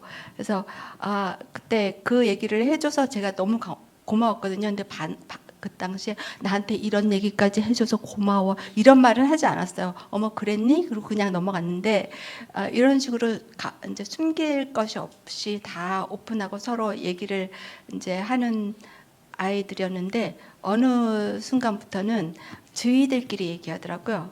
그러니까 저희 단톡방도 온 가족이 있는 방도 있고 저희 셋이 있는 방이 있고 우리 딸하고만 있는 방이 있고 또 이렇게 달라요. 그래서 저희들끼리만 공유하고 나한테 그리고 또 때로는 아빠까지도 넣어줘. 저만 빼. 근데 이제 그게 제가 어떻게 반응할지 놀라거나 너무 슬퍼하거나 그러지 않기 위해서 배려해 준 마음이라는 걸 알고는 이제 받아들였는데 저는 이제 궁금해서 못 살죠. 무슨 말들이 오고 갔는지. 그래서 제가 말씀드리려고 했던 거는 중간에 일했던 그가 혹은 이와는 반대 성향을 가진 막내 아들의 이야기를 이어가자면 애들이 중간에 고백을 하잖아요. 뭐라 이렇다 저렇다 나는 이렇게 할 거야 저렇게 할 거야. 그럴 때 그 얘기를 웃긴데 너무 귀담아 듣지 마세요. 그냥 그렇구나 하고 흘려보내세요. 너무 귀담아 들으면 너무 기대에 차 수도 있고 또 너무 상처를 받아요. 저 같은 거는 좀 재밌는 케이스인데 대학 재수할 때였던 것 같아요. 이제 집 밖에 나가는 시간이 많아졌잖아요. 저희 아이들이 다 음악가인데 악기 연습하러 레슨도 가고 뭐 연주도 가고 그러면서 밖에 있으면서 제품을 막내까지 떠나게 될 즈음에 어디 가서 이상한 소리를 많이 듣고 오나 봐요. 이제 세상 바깥으로 정말 나간 거죠. 그래서 이상한 소리를 듣고 오더니 어느 날 저한테 그러는 거야. 자기가 성인이 되면 정관 수술을 받겠대요. 그래서 이게 무슨 날벼락 같은 소리야. 그랬더니 이 세상은 뭐 어떻게 됐고 그랬을 때 제 머리 물려오는 게 여태까지 너를 어떻게 길렀는데 어떤 메시지가 너한테 들이부어졌는데 얘가 이런 말을 하지? 그랬는데 얘기를 했죠. 당연히. 그랬더니 별로 안 놀라는 것 같아요. 그래서 놀랄 일이 그래서 아니라고 저를 진정시켜서 그러고도 제 마음에는 좀 남아 있었거든요. 근데 요즘에는 그리고 몇 년이 지난 후에 저한테 사람으로 한번 태어났으면 자손을 남겨야 된대요. 자손을 좀 많이 남겨야 되겠대요. 바뀐 거예요. 근데 내가 뭐 정관수술 한다 할 때 너 미쳤니? 어떻게 그런 생각을 해? 어쩌고저쩌고 안 싸웠거든요. 그냥 멍하고 있다가 그래? 그렇구나. 너 그렇게 생각해? 그리고 흘려들었던 것이 얼마나 감사한 일인지. 예. 그러니까 아이들이 이게 바뀌어요. 가끔가다 오락가락 할 때도 있고 저의 삶을 돌아보면 안 그런 거예요. 저도 마찬가지거든요. 저도 오락가락 하면서 살았고 그러는 중에 하나님이 은혜로 붙잡아 주셔서 여기까지 와 있는 거니까 또 얘가 어렸을 때 아니고 자기가 대통령이 되겠다는 말을 한 적도 있어요. 그러면서 반항기 때 뭐라고 얘기하냐면 그때 한참 반항이 심할 때 갑자기 이제 우리가 허락해준 책만 읽다가 어느 시기에 5만 가지 책이 들어부었는 시절에 얘가 혼란기가 왔던 것 같아요. 근데 이제 우리나라의 정치, 뭐 미래, 하더니 자기가 생각해 보니까 연주를 그렇게 열심히 하고 재능 있고 칭찬받고 그 길로 거의 확정이 된 상태에서 그 모든 그 수고와 노력을 헛되다고 하면서 자기가 가장 원하는 건 정치며 궁극적으로는 대통령이 되는 건데 엄마 아빠 때문에 망쳤다. 대통령이면 인맥이 중요하고 학교가 이 맥이 중요한데 자기 인간관계랑 그걸 다 홈스쿨 하느라고 망쳤다. 그렇게 얘기하더라고요. 그래서 이건 또 무슨 멍멍이 소린가 하고 아빠는 그렇게 흘려나오는데 나는 내가 진짜 홈스쿨 잘못한 건가 또 막 고통의 며칠을 보냈던 것 같아요. 그러니까 여러분 그런 거에 연연하지 마시고 다시 반복하지만 연연하지 마시고 또 지금은 전혀 그렇게 생각하고 있지 않더라고요. 그래서 그런 얘기 하고 싶어요. 그래서 네. 네, 지금 그 연상 그 맥락에서 좀 덧붙인다면 이게 이제 칭찬하고 연결되는데요. 칭찬을 어떻게 하면 좋겠냐고 이제 여쭈셨어요. 물으셨는데 저희 아들이 어떤 선택과 결정을 했을 때 그 선택은 본인한테 선이에요. 자기 인생에 좋은 거라고 생각하니까 그런 선택을 할 거잖아요. 근데 엄마한테는 그게 악이었어요. 내 아들이 이렇게 된다는 게 나는 손주 보고 싶은데 뭐 여러 가지 이 손주를 보는 게 엄마는 선이죠. 그렇죠? 그리고 또 우리가 늘 생각 우리 아이들이 거의 결혼을 하는 게 우리 부모는 또 선이에요. 또 어떤 아이는 결혼 안 하겠다. 그게 자기 선이야. 그러니까 이 인간의 선은 그 선과 선이 충돌을 해요. 그리고 이게 상대적이고 그런데 내가 선하다는 그 의도와 나의 어떤 판단이 결국은 다른 사람을 악하다고 판단하는 심판으로 이제 귀결이 돼요. 그러니까 이제 관계가 계속 어려워지는 거란 말이에요. 그러면 이제 칭찬 같은 경우는 또 반대급부가 되는 거죠. 칭찬을 함으로써 내 편을 만드는 건데 그러면 이제 칭찬의 또 부작용은 뭐냐면 예를 들어서 이제 아까 이 어머니 그 돌보는 분 아기의 어머니 같은 경우는 뭐 애가 울면은 뭘 먹인다고 하잖아요. 반대로 그 애가 뭘 잘하면 또 뭐 상을 줄 거잖아요. 여기 뭐 어떤 이벤트가 좋냐고 질문하신 분도 계시는데 우리가 이제 어떤 특정한 행동에 대해서 그걸 이제 더 뭐라 그래요? 권장하기 위해서 이제 칭찬을 하는데 예를 들어서 공부를 1시간 하면 게임 30분 하게 해줄게. 공부를 1시간 하니까 칭찬 잘했어 칭찬하면서 보상으로 게임 30분을 시켜준 거예요. 아니면 뭐 초콜릿을 준다. 애가 먹고 싶어하는 뭐 간식을 준다거나 뭐 이런 걸 줄 수 있죠.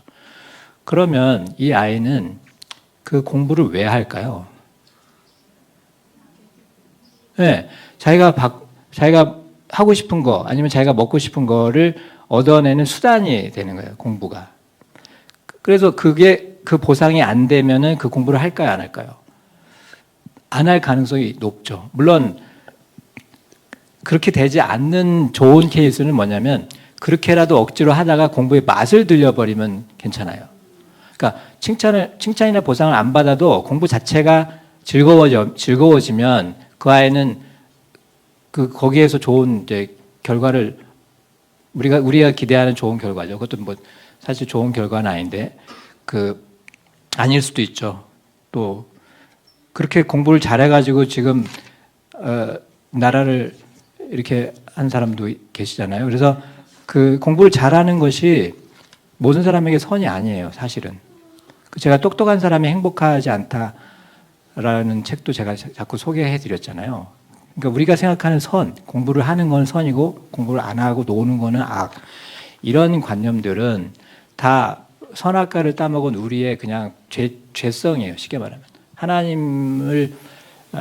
하나님과 연합하고 싶지 않은, 하나님을 의지하고 싶지 않은 그런 산물일 뿐이죠. 근데 이제 그래서 칭찬도 마찬가지고 아까 말한 뭐 잔소리도 마찬가지고 그거 안 되는데 이렇게 부정적인 이제 얘기가 나갈 거잖아요.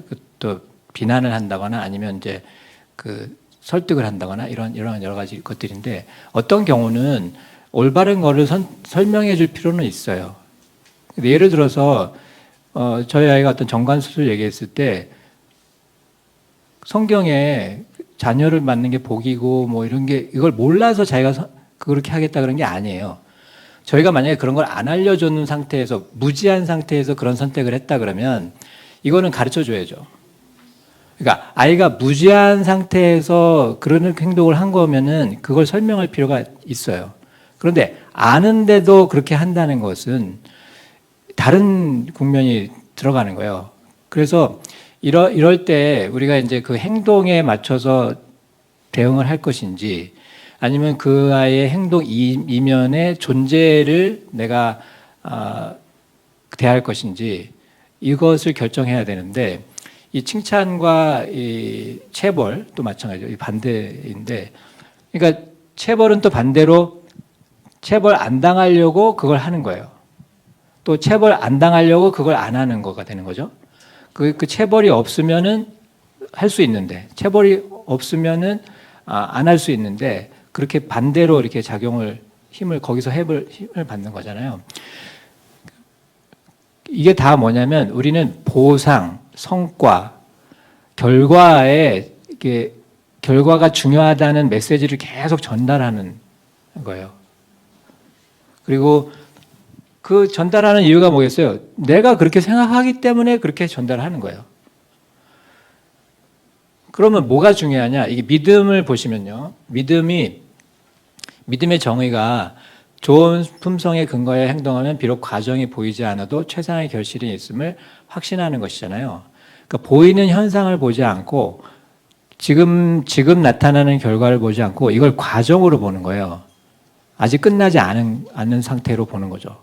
그 말은 무슨 말이냐면은 과정은 항상 굴곡이 있어요. 굴곡이.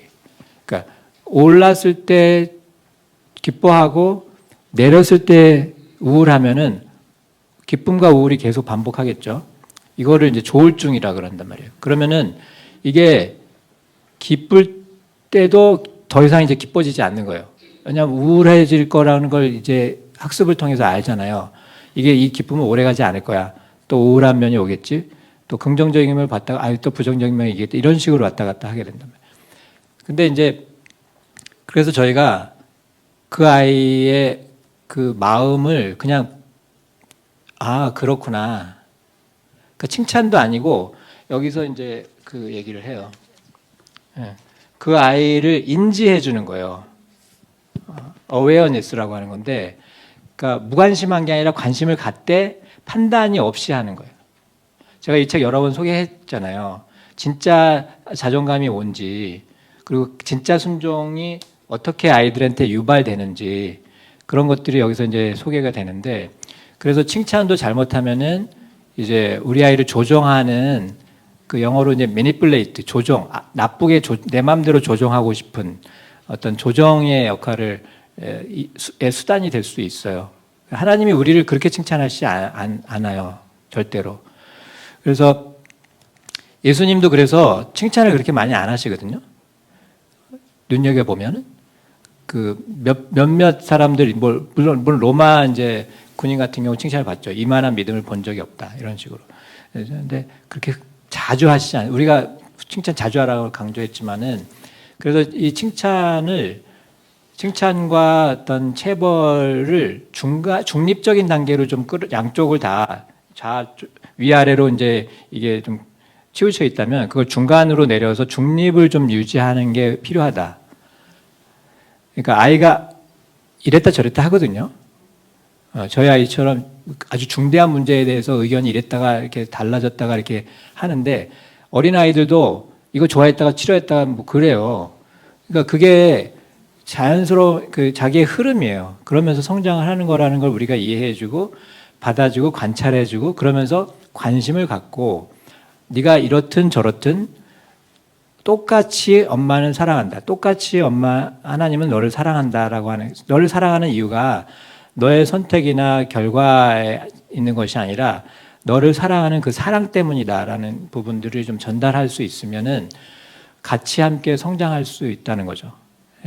그런 부분들이 이제 제가 어저께 저희 딸하고 통화하면서 이제 이리저리 아까 같은 그런 얘기를 들려주다가 마지막에 그럼 가장 중요한 메시지는 뭘까? 부모님들한테 그러니까는 제가 말해도 돼요? 말해. 그러니까는 성품 훈련을 애들한테 시키지 말고 엄마들이 하라고. 엄마들이 하라고 꼭 말씀해 주세요. 그러더라고요. 그래서 센데 근데 평소에 했던 말들이 있어요. 그러니까 그리고 진짜 저희 가족 조금 한 번 확장된 가족들 관계 친인척에서 보면은 원만한 결혼 생활을 하는 사람들이 참 많지 않더라고요. 다들 문제가 적건 크건 있고 그 문제로 해결을 못하고 골이 깊어가고 그런 것들을 보는데 이제 저희가 예정이도 그렇고 아이들도 그렇고 둘이서 같이 얘기하고 웃고 떠들고 까불고 그런 모습이 보기 좋았나 봐요. 그래서 예전에는 아빠 같은 사람을 찾았는데 찾고 보니 같아도 너무 똑같은 것 같아. 그래서 소설책 못 읽고 공부하는 책만 읽는 것도 똑같아. 소설책을 좀 같이 읽어보려면 이해를 못해. 어쩌면 그것까지 똑같냐 엄마? 막 그러더라고요. 그래서 순종이며 사실 제가 당시에 처음 들었을 때 홈스쿨 모임에서 순종을 가르쳤을 때 제가 깜짝 놀랐거든요. 난 이거 예전에 이런 식의 훈련을 했는데 홈스쿨 시작하면서 막 외국에 오신 강사님들이 이렇게 해야 된다. 뭐 말 안 들으면 입에다 식초를 넣어야 된다. 뭐 막 이렇게 할 때 깜짝 놀라기도 했는데 이 말에 더 제가 멋있는 말인 것 같으면서 뭔가 이상하면서 이루 말할 수 없는 느낌을 받고 열심히 율법으로 갔던 게 있는데 거기서 이렇게 얘기했어요. 눈에 보이지 않는 하나님을 순종하지 않으면서 어떻게 눈에 보이지 않는 부모를 순종하지 않으면 눈에 보이는 부모님을 순종하지 않으면서 어떻게 눈에 보이지 않는 하나님을 순종할 수 있느냐 이렇게 얘기했거든요. 근데 정말 그런 것 같은 거예요. 보이는 부모한테도 순종 못하면서 어떻게 안 보이는 하나님께 순종할 수 있는가. 근데 지금 생각은 그럴 수 있다예요. 그래서 제가 율법으로 치달았을 때 그 도화선이 됐던 말씀이 아니었구나. 내가 살아보니 그렇지 않고 정말 율법으로 내딛었다. 후회하는 것 중에 하나가 저는 자녀가 셋이잖아요. 터울이 깊지는 않거든요. 18개월 뭐 그 정도 나이로는 2의 터울로 셋을 두었는데 홈스쿨하면서 후회한 거는 뭐냐면 저희가 채택한 홈스쿨 교재가 한 권 가지고 같이 하는 거였어요. 위스덤 부클렛이라고. 그래서 물론 과제만 연령별로 다른 과제를 시키고 공부는 같이 해요. 그러니까 첫째한테는 만만했고 둘째한테는 그럭저럭 했는데 막내한테는 힘들었던 거예요. 근데 똑같이 요구했어요. 그래서 굉장히 막내한테 그래서 미안한 감도 있고 그래서 얘 뒤끝이 좀 그렇게 길었나 하는 생각도 있고 그런데 지금은 쿨하게 괜찮다고 그러더라고요. 그리고 또 하나는 이제 상황상 어쩔 수 없었는데 지금은 결론이 이것도 하나님 손 안에서 일어난 일이다라고 생각을 하는 게 홈스쿨하면서 저희가 대학을 목표로 홈스쿨을 시작한 게 아니어서 굉장히 맑고 순수하고 그런 마음으로 오직 믿음과 하나님 사랑과 그리고 그런 거에 어우러서 했는데 어느 시기에 대학을 가겠다고 큰아이가 선언하는 바람에 그럼 우리가 이 대학을 갈 수 있는 방법은 뭘까? 그러니까 제일 관심이 많은 당시의 것이 음악이었고 그리고 또 그냥 한 과목으로서의 음악 공부했던 거에 열매나 재능이 발견되어서 셋이 다 음악을 전공하게 됐거든요. 큰애가 음악교육과를 나와서 그 다음에 더 공부하겠다 그래서 이제 G를 공부하러 독일에 가 있고 둘째도 이제 플룻을 전공을 하고 그리고 셋째도 바이올린, 비올라를 전공해서 다 음악가가 됐는데 음악 활동을 하고 있는 친구는 아들들만 그렇게 하고 있고 이제 딸은 다른 경험을 굉장히 많이 했어요. 지금 말하는 건 지금 후회되는 건 각각이 다를 수 있는데 왜냐하면 제가 편해서였거든요. 다 셋 데리고 같이 음악회 가고 다 뭉쳐서 같이 가더라도 뭐 어딜 가도 다 같이 가잖아요. 그러다 보니 다른 걸 공부할 수 있는 기회를 주지 못한 거가 제가 좀 미안하게 생각하고 있어요. 근데 본인들은 엄마 행복하다는데 왜 그래요? 그런데 그게 참말인지 엄마를 생각해서 하는 말인지 저는 아직 잘 모르겠고요. 근데 기질은 확실히 정말 달라요. 그래서 딸 같은 경우에는 이제 사회생활을 저를 항상 볼 때 엄마의 사회생활 그 시간보다 자기가 다양한 여러 부류의 사람들을 만나서 저를 참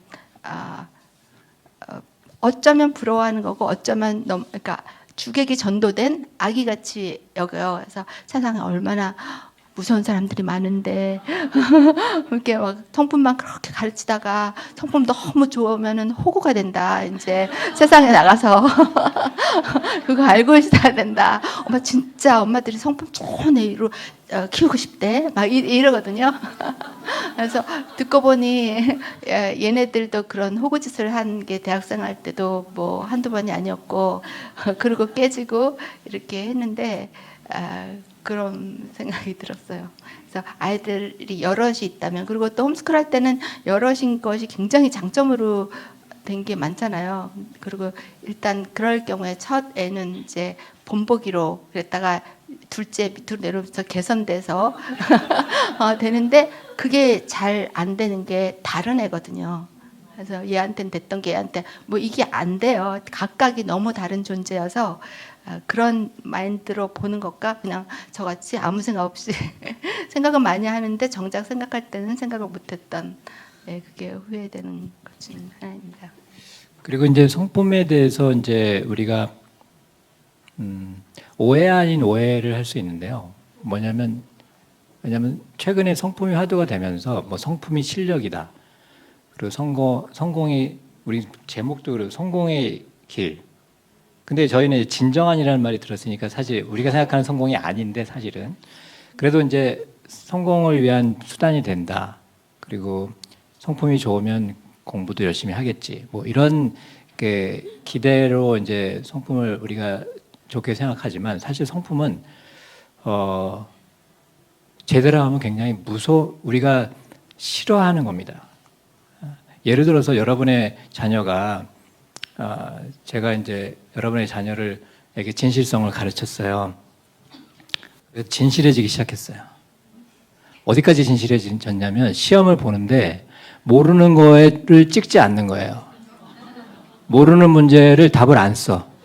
내가 모르는데 이걸 번호를 내가 임의로 선택해가지고 맞으면 내가 모르는 문제인데 맞는 것이 되는 건 진실하지 않은 거잖아요.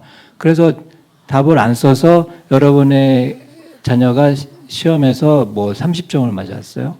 뭐 20점을 맞았어요. 뭐 70점을 맞았어요. 그럼 여러분 그거를 칭찬해 주실 수 있어요?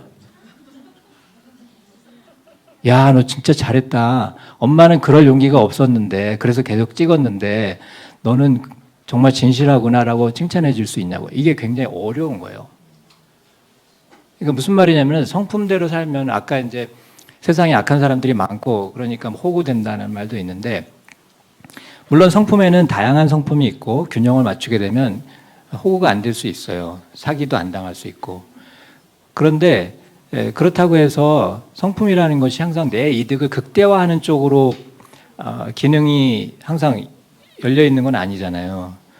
때로는 손해를 볼 수도 있지만 손해를 봐도 괜찮은 수준에까지 내 에너지와 어떤 정신의식, 그 의식 에너지라고 하는데 그 의식이 굉장히 강한 거죠. 그래서 지금 이제 계속 제가 이 얘기를 하면서 성품이라고 하는 것은 결국 우리 내면의 이 파워를 이제 내재하는 거예요. 안에, 우리 내면의 파워. 근데 이 파워가, 두 가지입니다. 파워가 있고 포스가 있어요. 둘 다 힘입니다. 둘 다 힘인데, 이 파워는 다른 사람을 살리는 힘이에요. 다른 사람을 살리는 것이 내가 사는 길이에요. 쉽게 말하면. 그리고 내가 사는 게 다른 사람을 살리는 거예요. 그런데 이 밑에 포스는 뭐냐면 다른 사람을 죽여야 내가 살아요. 내가 사는 게 다른 사람을 죽이는 방식으로 표현되는 거예요. 쉽게 말하면. 거기에서 가장 특히 이게 율법을 정확하게 보여주는데 율법을 잘 지키면 지킬수록 뭐가 생기죠? 자부심이 생깁니다. 프라이드가 생깁니다. 프라이드. 보이시죠? 이게 율법 아래의 삶이라고 보시면 돼요. 율법 아래는 포스의 힘으로 살아요. 근데 율법을 못 지키는 부분에 있어서는 뭐가 생기죠? 부끄러움, 죄책감이 생깁니다. 자, 자부심이 생긴다는 말은 무슨 말이에요? 남들한테 보여줘도 보여주고 싶죠. 예, 우리 자녀들에 대해서도 그렇고 나에 대해서 보여주고 싶은 상태예요. 근데 반대로 이 부끄러운 상태는 감추고 싶어요. 사람들 만나고 싶지 않아요. 이런 쪽으로. 그래서 이제 프라이드는 그래서 우리는 자꾸 프라이드 쪽으로 가려고 하죠. 힘을 키워서 행동을 고쳐서 다른 사람에게 인정을 받으면서. 그런데 이 프라이드의 문제는 뭐냐면 내가 이 자부심이 커지면 커질수록 자랑하고 싶은 마음이 많을수록 그렇지 못한 사람들을 경멸하는 쪽으로 나타납니다. 그래서 이게 성품을 이걸 이해하지 못하고 성품을 이제 추구했다가 성품이 좋아진 거예요. 내가 성품이 다른 사람이 내 성품이 좋다고 해요. 그러니까 뭐가 생겨요? 프라이드가 생겨요. 그러면서 어떤 부작용이 생기냐면 나보다 성품이 못한 사람을 이제 낮춰보는 거예요. 경멸하는 거예요. 그래서 그런 사람들을 나쁜 사람 취급하는 거예요. 모자란 사람 취급해요. 이게 굉장히 큰 부작용 중에 하나예요. 그래서 제가 성품은 내가 성품이 좋아지는 게 아니라 우리 안에 계신 그리스도의 성품을 발견하는 것이다. 그리스도의 성품이 우리한테 선물로 주어졌어요. 그 누구에게나 똑같이 주어집니다. 그거를 우리가 발견하는 기쁨과 그거를 선물을 이제 우리가 선물을 받으면 그걸 사용한다거나 이렇게 누리는 기쁨이 있잖아요. 그 기쁨을 이제 같이 누려가는 거라고 이제 보는 거죠. 그런데 예수님 안에 우리 안에 예수님이 계시다는 말은 뭐냐면 이 파워가 있다는 말이 뜻이라는 거예요. 우리 안에 예수님의 평화가 있고 기쁨이 있고 사랑이 있어요. 그리고 수용하는 마음이 있고 그다음에 자발성, 솔선이잖아요. 그다음에 중립. 아까 좌로 우로 칭찬이나 체벌해서 왔다 갔다 하는 게 아니라 그 중립으로 인지해 줄 이제 긍정해 줄 수 있는 거죠. 아, 네가 지금 그런 상태구나. 그래도 나는 좋아. 옳고 그름을 떠나서 나는 네가 좋고 네가 내 아들이라서 네가 내 딸이라서 좋아. 이거예요. 그 부분.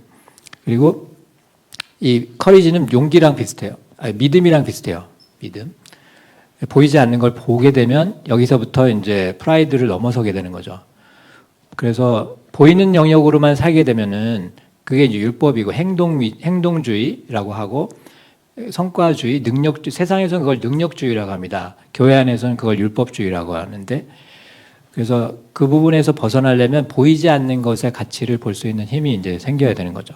그게 이제 예수님이 우리에게 오셔서 우리를 끌어올리시는 내용이라고 보시면 될 것 같습니다. 그래서 아까 그 부모님들이 먼저 성품 훈련을 해야 한다 했던 말이 맞기도 하고 세기도 하고 그런데 이런 것 같아요.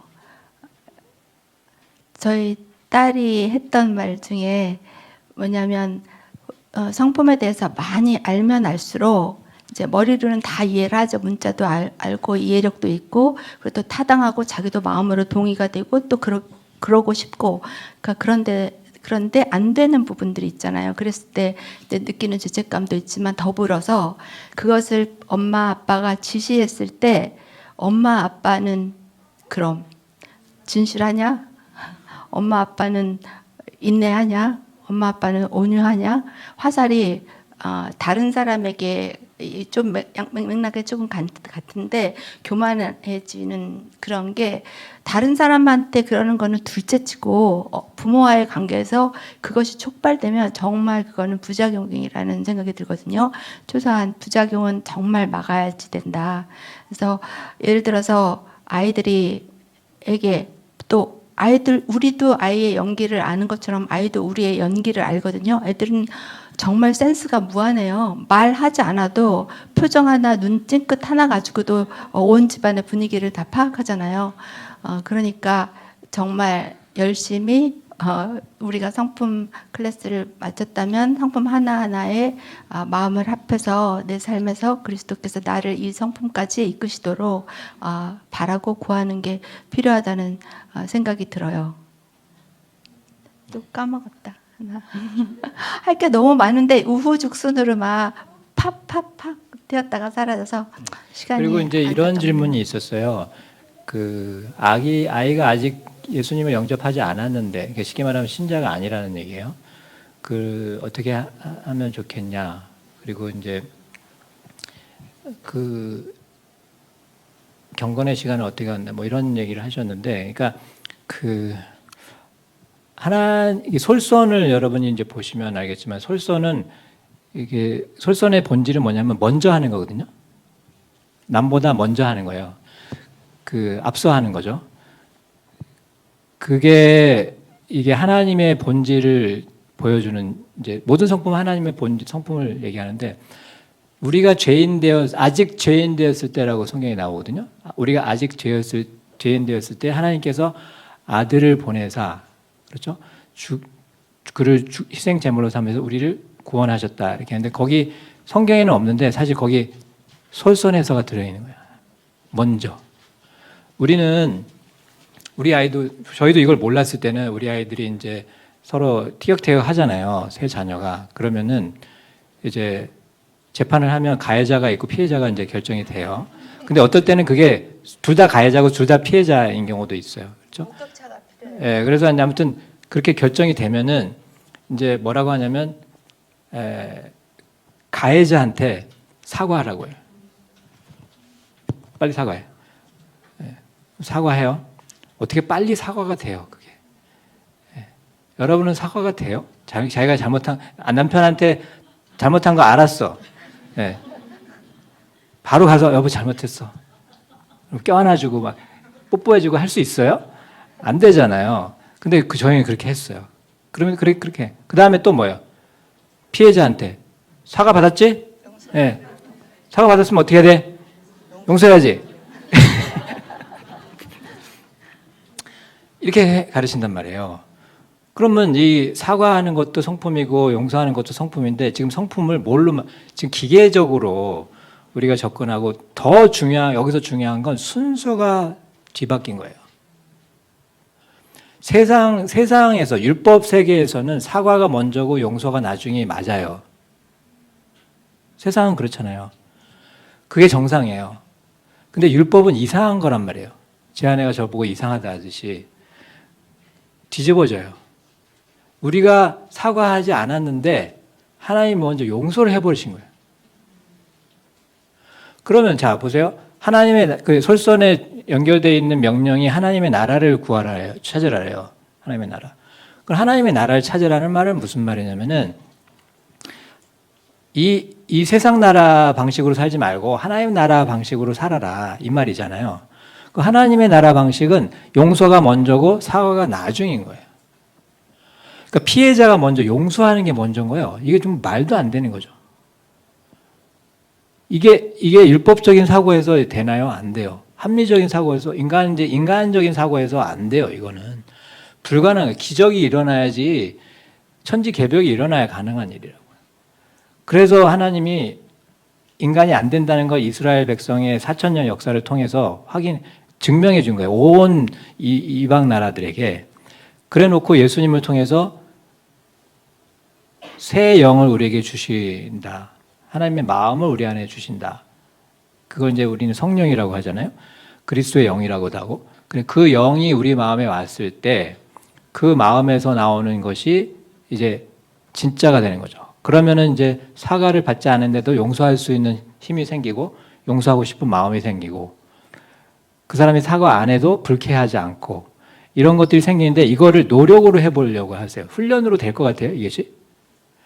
우리 애들 데려놓고, 자, 이제부터는 하나님의 나라 방식으로 사는 거 훈련할 거야. 용서가 먼저고 사과는 나중이야. 예. 또 이거를 이제 기계적으로 또 이렇게 접근을 하면 이 피해본 애들은 진짜 죽을 맛이죠. 이게 이 복음의 결과로 나와야 될 생명의 삶과 사랑의 삶을 법을 가지고 들이대고서 규칙과 규율로 지켜서 해내려고 훈련을 이게 해니 시키는 사람도 사실은 힘들고 그러면 이제 저희 아이들이 성품을 다 배워보니 내가 성품을 다 배우기 전에는 엄마가 순종하는 아빠한테 순종하는 줄 알았는데 보니까 엄마 아빠 순종 안 하네. 즉시 기쁘게 안 하네. 예? 엄마한테 우리 보고 경청하라더니 아빠가 엄마한테 경청 안 하네. 예? 이런 거를 판단하게 되는 거예요. 기계적으로 하니까. 그 마음이 들어가지 않은 상태. 그러니까 이 성품은 그 어떤 결과를 만들어내는 공식이 아니라, 예수 그리스도를 가리키는 표지판이다, 안내판이다, 그림자다라고 하는 거죠. 그래서 경청을 잘하는 게 중요한 게 아니라 우리 경청을 통해서 내가 이렇게 경청할 수 있다는 것, 또 저 사람이 저렇게 나한테 경청해 준다는 걸 통해서 내 안에 계신 하나님이 나에게 경청하려고 오셨구나. 나의 존재 가치를 중요하게 여기시는구나. 내가 어떤 행동을 하기 이전에, 어떤 선택을 하기 이미 이전에, 또 심지어 내가 죄를 지었을 때도 용서하실 수 있고, 먼저 용서하실 수 있고, 나에게 먼저 다가와 줄 수 있고, 나를 먼저 끌어안아 주시는 분이시구나 라는 거죠. 그래서 그런 부분들이 이 성품을 통해서 여러분들이 체득이 되고 이해가 되면 저는 정말 지금까지 여러분하고 4년 만남이 더 지금까지 행복했는데 더 행복해질 것 같아요. 그래서 저의 기대는 이제 여러분들이 성품이 짐이 아니라 여러분의 행복이 되길 바라고 여러분의 안식이 되기를 소망합니다. 그래서 어떻게까지 되길 바라냐면은 우리의 성품 안 돼도 내가 성품 내니까 너무 좋다. 이런 기분을 여러분이 느끼실 정도가 돼야 돼요. 그래야 여러분이 성품으로 행복하는 걸 보다가 애들이 엄마가 이상해졌네. 근데 행복하네. 근데 나는 왜 안 행복하지? 나는 왜 이렇게 힘들지? 나는 왜 이렇게 짐이 많고 스트레스가 많지? 근데 엄마는 스트레스가 없어 보여. 아빠는 왜 이렇게 행복하지? 하면서 궁금해지는 것이 가장 성품의 구체적인 훈련법이 아닐까 생각합니다. 네. 딱 맞췄습니다.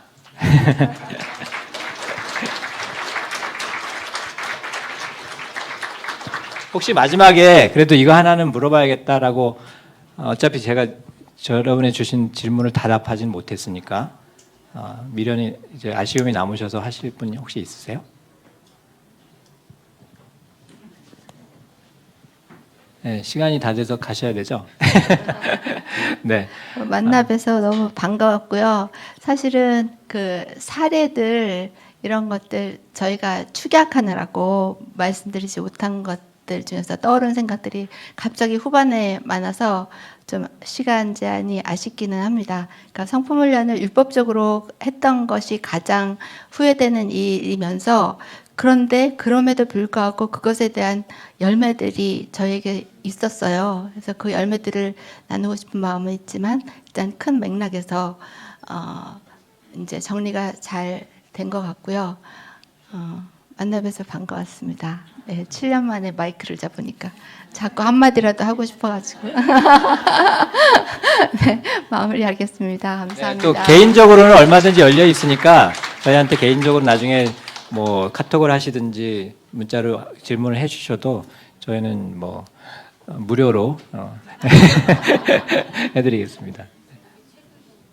책은 이제 좀 몇 가지 소개해드리려고 왔는데, 그러니까 믿음에 대해서 이 책 이제 박영서 목사님의 믿음이라는 책인데 제가 권해드리고 싶었고, 그 다음에 경청에서 소중한 사람을 소중하게 대하는 법, 이게 이제 다른 사람하고 대화법 같은 얘기인데요. 인간관계에 대한 그 책에서 추천하고 싶어서. 그리고 자녀교육, 이건 제가 여러 번 이제 인용도 하고 이제 강의할 때 이제 자녀교육 사랑을 이용하지 말라. 그러니까 아이들이 다 이 엄마 너 사랑해서 하는 거야. 그러니까 제발 엄마 나 사랑하지 마. 엄마 사랑이 너무 힘들어 난. 이렇게 되잖아요. 그러니까 엄마가 우리가 아이들을 사랑한다고 하면서 이용하고 있었다는 거죠. 그 다음에 이제 이거는 위대한 의사 예수라고 하는 건데 제가 이제 성품 할 때마다 그 호흡계 그다음에 그다음에 혈관계 이게 왜 스트레스 받으면 이상해지는지 그 7가지 스트레스 죽음에 이르는 스트레스 번역책이에요. 이 책도 도움이 되실 것 같고 그다음에 독수리 이야기 중독이라든지 해로운 습관에서 벗어나는 길 구체적으로 제시하고 있고 그다음에 파인애플 스토리는 아담같이 화가 많은 아이들 또 화가 많은 우리들 이제 아주 쉽게 사용하는 방법 하루에 한 번씩만 읽게 하세요. 그리고 잘 때 여러분이 읽어주세요. 귀 옆에서 매일 너무 재밌어요. 그다음에 이제 저희가 11가지 그 초등학생들 대상으로 주일학교에서 할 수 있는 4주 코스로 이제 만든 게 있는데 아쉽게도 여러분이 올해 하는 이번 학기 하는 4가지 성품이 해당되는 게 믿음밖에 없어요. 근데 이거는 하나씩 낙권으로 못 사고 11개 세트로 사셔야 됩니다. 그리고 섬김으로 세우는 나라 이게 이제 솔선에 연결이 된다고 생각해서 박영서 목사님 책인 설교집인데요. 그 다음에 이제 에센셜리즘 여러분들이 너무 이제 여러 가지 많은 것을 해야 된다는 부담이 있잖아요. 특히 홈스쿨 어머님들은 정말 만능이 돼야 되는데 그럴 필요가 없다. 본질에만 집중해라. 그런 책이고. 그다음에 저희 책 성공을 위한 능력. 어떤 어머님이 이런 제안을 하셨어요. 성품의 구체적인 이제 훈련법 중에 이거를 필사를 하게 해라. 어머니들한테. 그리고 아이가 원하면 강제로 하면 안 되고요. 엄마가 이걸 필사를 하면서 엄마가 행복해지고 자기를 대하는 게 달라졌어. 그럼 엄마 어떻게 바뀐 거야? 이거 필사하니까 내가 바뀌네. 그래? 그럼 나도 필사해볼까? 이렇게 하는 거는 되지만 아이들에게 강제로 필사시키는 건 아니죠. 그 다음에 이제 진정한 성공의 길이라는 책도 있고 이런 게 참고로 있습니다. 그래서 구체적으로 할 수 있는 방법들은 여러 가지 찾아보시면 도움이 되리라고 생각이 돼서 소개했습니다. 감사합니다. 네. I don't know you, but I know you got tension in your neck. Stressed out, too addicted to your phone to go to bed. If that's you, then take a